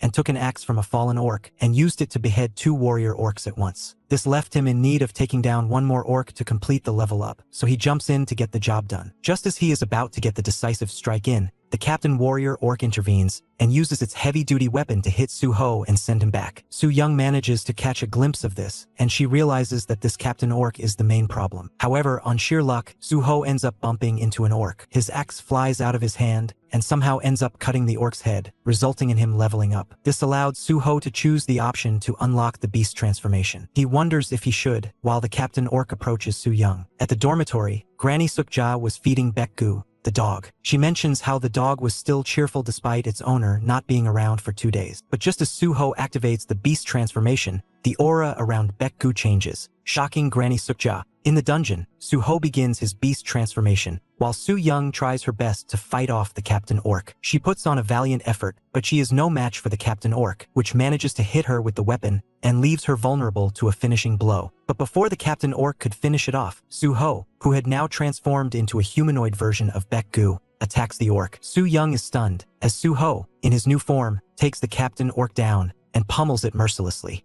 However, he takes it a step further by actually going ahead and eating the monster, making Su Young uncomfortable. After he is done, Su Young calls out to the creature as Suho, but he responds by barking like a dog. This genuinely stunned Su Young, as she thought it was a werewolf, not a dog. Outside the dungeon, the news reporters still covered the scene, stating how there were no signs of anyone returning despite 2 days having already gone by. They also managed to get an interview with Chief Beck Isu of the Awakeners Bureau and questions him about details regarding the dungeon on the chief adds that this dungeon is a level 5 dungeon called the Orc's Castle. 30 hunters who are at least B ranked are needed to get through this one, or 10A ranked ones. By now, even the media personnel knew for sure that the Awakeners Bureau was doing nothing but business. They were using Suho's case as an example to extort money from guilds with the pretext of punishing them for negligence. It wasn't like they were trying to save them either. The cameraman was tired of filming the same thing and asked just how much longer he needed to film. The journalist tells him to hold on, because it will be quite the scene if they somehow make it out alive. The cameraman doubts that'll happen though, because Park Suho isn't Lee Sung-woo. He is just an F ranker. He could already smell the headlines about South Korea losing a potential future ranker. Meanwhile, at the dormitory, the blue aura surrounding Baek-gu disappears, and he comes back to being his usual self. This was all too much for Granny Suk-ja to understand. Inside the dungeon, Suho also reverted back to his normal self. He understands that the skill was more of him being able to channel an animal he had tamed, instead of being able to transform into it. It was a channeling ability, not a transformation one. He then looks at Su Young to see dread on her face. He asks her to get moving and help him collect the items and find something to eat. Su Young sees no point in this. She states that the dungeon is their grave at this point. After all, the Captain Warrior Orc was defeated, yet the door still hadn't opened. This could only mean that things are about to get worse. Suho looks on as rain starts pouring down inside the dungeon. Suho comes to the conclusion that the Captain Orc wasn't the boss. Su Young confirms it, saying there is a stronger one. Suho told her not to be worried, because just how much worse can it get? This reminds Su Young of a traumatic time in her life. She mentions that this happened around the time she became a B-ranked hunter. She, along with 19 others, which included 10 A rankers, went into a level 5 dungeon. She was a bit injured, but her boyfriend, Tae-hoon, was still looking after her. Kim Miso was happy to see them getting along, but feigned irritation anyway. As they get into battle, they manage to deal with the onslaught of orcs thanks to their superior planning and strategy. Even so, one of their comrades ends up getting targeted alone and taken out. Despite her leg injury, Su Young ran in to save him, but she tripped and fell. Just as an orc was about to compromise her, Tae-hoon arrives and takes it out to save her. Kim Miso then instructed the squad to head in a different direction. Tae-hoon and Su Young did so, but Su Young felt something was off. She felt like someone was targeting them. Her intuition turns out to be true, as an even stronger orc attacked them. Su Young managed to escape harm, but her boyfriend, Tae-hoon, was fatally wounded, and in striking range of the stronger orc. Even then, Tae-hoon was looking to get his sword. Su Young didn't understand why at the time, but she now understands that he used to say that a swordsman should hold their sword close to heart. They should treat it like an extension of his body. So, at that moment, he felt like his heart was taken away from him. Not much later, the stronger orc stabbed him and took his life. Back in the current time, relieving the trauma took a toll on Su Young, deeply upsetting her. Suho apologizes to her for being insensitive and hugs her to calm her down at that moment. Outside of the dungeon, Han Dong-soo starts a stream to gather prayer for Suho, but he can't help but cry. The chat is also overwhelming for Dong-soo, as it felt like he was showing real emotions for the first time. A bit further away from them, Kim Miso was crying for Su Young, as she held herself responsible for what happened. The media were also covering a well-known shaman, Kim Yosin, who was performing a shamanic ritual to pray for Su Young and Suho's comeback. Not only that, top-ranked hunters from some of the greatest guilds in the entire nation were also getting ready to enter the dungeon in hopes of saving them. One of the hunters states that he offered Suho to join his guild in the past, but he chose to work with the government. He would have been better off being with them because the government doesn't care about the people. Meanwhile, a long-haired man is seen watching this on the television, when he is hugged from behind by his lover. The lady asks him why he was watching Korean television, to which the man says that no one broadcasts sentimental moments like the Koreans. In the dungeon, the two of them sit together to eat. As they were eating after 2 days, they were both going all out with their eating. Suho tells her to try out some more food, but Soo-young thinks they have enough food on them now to start an entire restaurant. Suho asks if Soo-young is a foodie, to which Soo-young says that she went a bit overboard today by eating 12 burgers already. She said she was full already. However, Suho suggests she eats more, because he was on 22 himself. Soo-young smiles and thanks him for everything he was doing. Suho then asks Soo-young if she was the one who took out the Lord Orc after it took her boyfriend's life. Soo-young says that she wasn't the one, as she fainted right there on the spot. Later, when she woke up in a hospital, Kim Miso brought her Tae-hoon's sword. She learned from her that they eventually managed to take out the Orc Lord after losing 2 more ranked hunters. The Lord Orc is one of the strongest monsters after all. It is equivalent to 5 Captain Orcs by itself. Suho assumes that this must mean that there must be a Lord Orc here too. So he asks Soo-young where it might be. Soo-young says that it must be in the castle or somewhere. What she knows is that it is not within their 1-kilometer radius. Soo-young adds that Orc captains usually reside in the corner spires, whereas the Lord Orc resides in the center spire.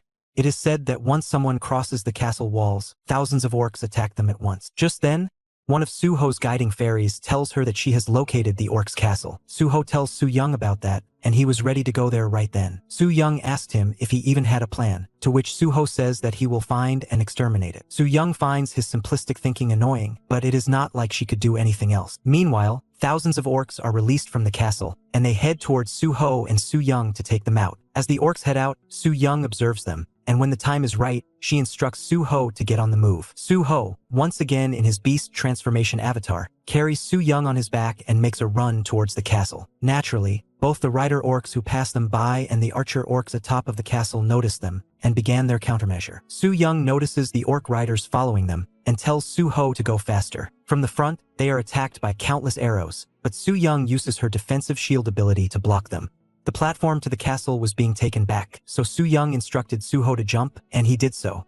They barely make it by clinging to the edge. Many rider orcs try to follow suit, but Soo-young does quick work of them by using her defense bomb, blasting them to smithereens. However, there were still enemies ahead of them. Soo-young tells Suho to not engage them and run towards the wall. Suho runs as fast as he could and starts scaling the walls, leaving the riders behind. However, many orcs atop of the castle decide to hurl themselves down at the duo. They don't manage to do much damage, but one of them bumps into Soo-young, causing her to topple over and fall from Suho's back. Suho looks back, worried. Soo-young tells him to move on though, and reassures him that she will be fine. Soo-young manages to save herself by grabbing the edge of a half-sized brick wall, and she climbs back up. However, she is immediately met with 2 big-sized orcs waiting for her. Sensing the trouble, she summons her ordinary sword to fight back. Meanwhile, Suho keeps climbing up relentlessly. With Soo-young about to engage in a battle of her own, and Suho climbing all the way up, the 3-eyed Lord Orc watches on in intrigue. Excited, the Lord Orc gets up from his seat and goes out to observe what was going on. When he looks down, he is shocked to see Suho,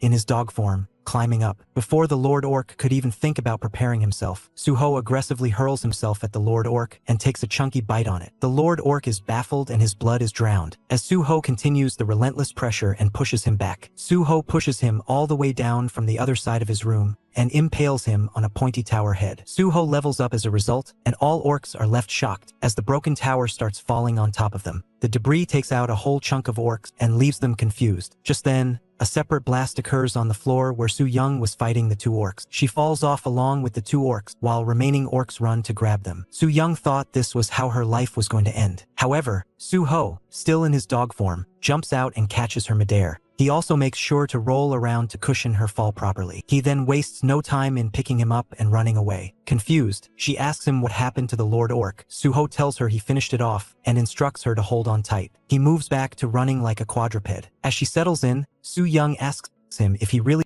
took out the Lord Orc, to which he says yes and tells her to search for the gate. She does so and finds out that the gate has been opened. However, she was still shocked by how he managed to take the Lord Orc out so quickly. Outside at the control panel of the DGB Guild, they are shocked to see movement in the 127th dungeon. The door had opened up, and a door bus countdown was ticking down. This also shocked everyone standing outside, including Suho clan and Kim Miso, who were hoping for the best. Back inside, Suho asks Soo-young if she found the door, to which she says yes, and gives him the coordinates. She also informs him about the 10-minute time they have to escape before the door closes, and she worried whether or not they could make it as they were being chased. However, To her shock, Suho takes a detour for taming. He approaches a bunch of wolves and takes them with him. When she asks him if he was taking them outside, he says yes and refers to them as family. Time was closing in on them, so Suho asks his guardian angel for advice, who, in turn, suggests him a shortcut. He takes it, and with 1 minute left till the door bursts, they finally find the door. They approach it at full speed and look all set to make it within 25 seconds. But as they are on the verge of escaping, one of the orcs throws a spear at them as a last-ditch effort to stop them. The spear ends up hitting Su Young, and she falls down from Suho's back moments before their exit. As the orcs approach to take Su Young out, Suho turns back to rescue her.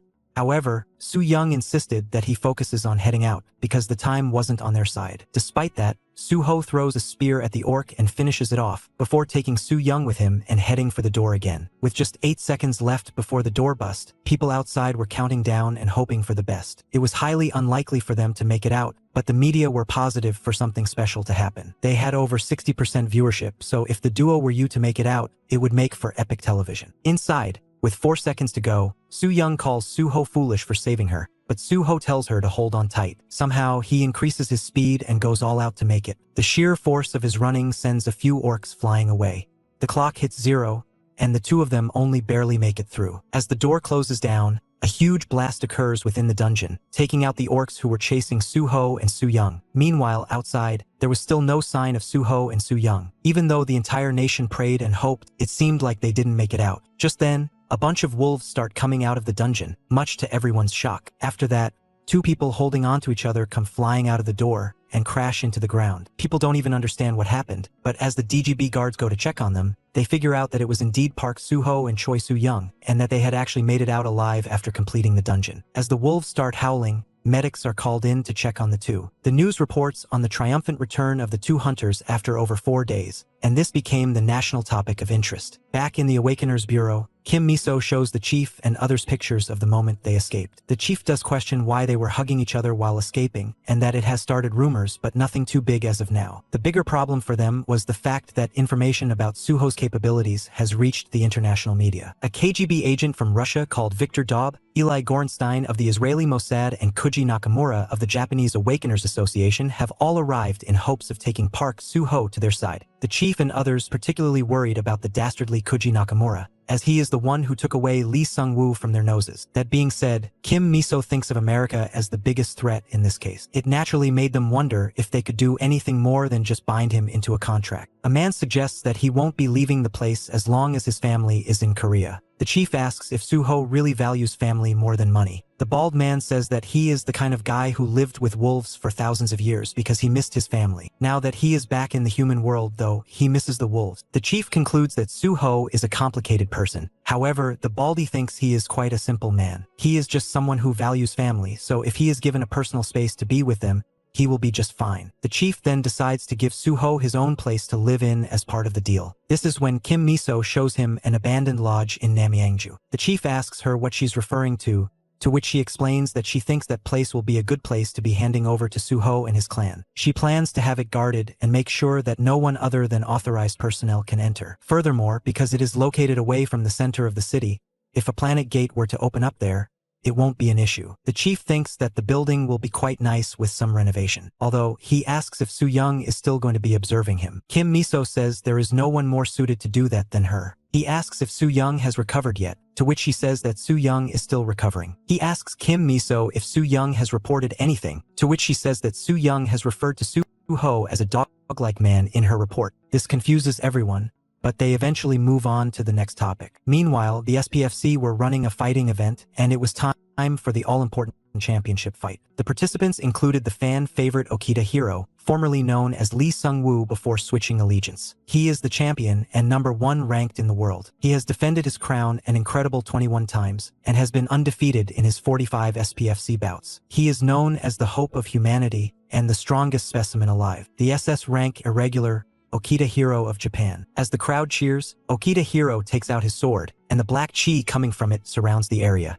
We learn that Okita Hero is the same man who was watching Suho's coverage on TV, and his lover is seen in the stands. As Okita Hero ascends down to the fighting field, he resembles a phoenix thanks to his sword's chi. Many feared that the fight was going to end right then and there, but the opponent was tough too. The opponent is then introduced as the 13-fight undefeated, 32-ranked hunter from Russia. He is the brown bear known as Mikhail Horvaz. As he makes his way down to the ground, he breaks the ground on impact. He wastes almost no time and immediately charges at Okita Hiro. He looks to finish the match quickly using his mana cannon gun, but Hiro manages to get out of harm's way. He keeps blasting using his guns, and the bullets are making it past Hiro's defensive layer, but Hiro still manages to slip past them using his unreal speed. Mikhail locks in using his mana bazooka and blasts Hiro. However, Hiro manages to counter the blast and use his sword's chi to attack Mikhail, who uses his mana gun to defend himself. Hiro keeps on pressing relentlessly using his sword's chi, keeping Mikhail on the back foot. Just then, Mikhail notices some unusual movement from Hiro, and he tries to counteract that. He fires off chains from his mana gun to hold Hiro in place, and he was ready to blast him off using his bazooka. Mikhail thought he had already won, but he didn't realize that he had already been cut all over his body by Hiro. Suddenly, blood spurts out from all over, creating a lake of blood on the battlefield as Mikhail goes down. This was shocking for everyone, as Mikhail seemingly had the upper hand until he didn't. Medics immediately rush to the scene to attend to Mikhail, but they find no response from him.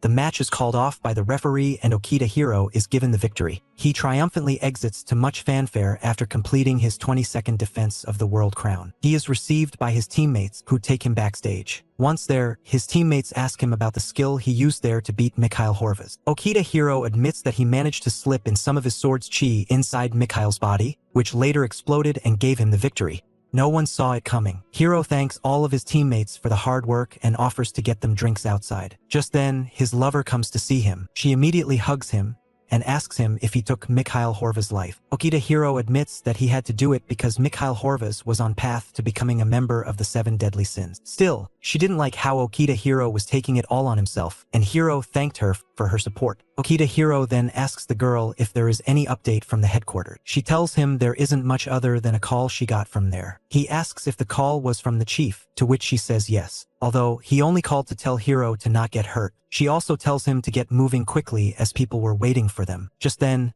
the girl remembers and tells Okita Hiro about Park Suho, the guy who was stuck in a level 5 dungeon. She tells him that he made it out. This kinda shocks Okita Hiro. She further goes on to say that the Korean media has been hyping him up as the next Lee Sung-woo. Even the Japanese Defense Force has shown interest in him and are visiting Korea to see if something can be done. Okita Hiro asks her who exactly she is referring to. She tells him it is the guy they were watching on the news. She shows him his picture and tells him his name. Still, it doesn't ring any bells for Okita Hiro. He asks her if he is a returning irregular swordsman, because he is pretty sure that one isn't supposed to return until next year. She says that he is a druid, and that he is returning from a different planet, meaning they could be having a 4th planet to connect Earth with. Hiro finds this interesting. She further adds that he is an F-ranker, which makes his feats more impressive. This only makes Hiro smirk, as he doesn't see how it is possible. As someone who has relived 500 years, and has seen over 25 returns, Okita Hiro knows everything that will happen. He has never heard of anyone named Park Suho despite knowing every returnee's name. He knows that his actions can change history, but not to this extent. For example, he knows that he has changed things like Mikhail's passing,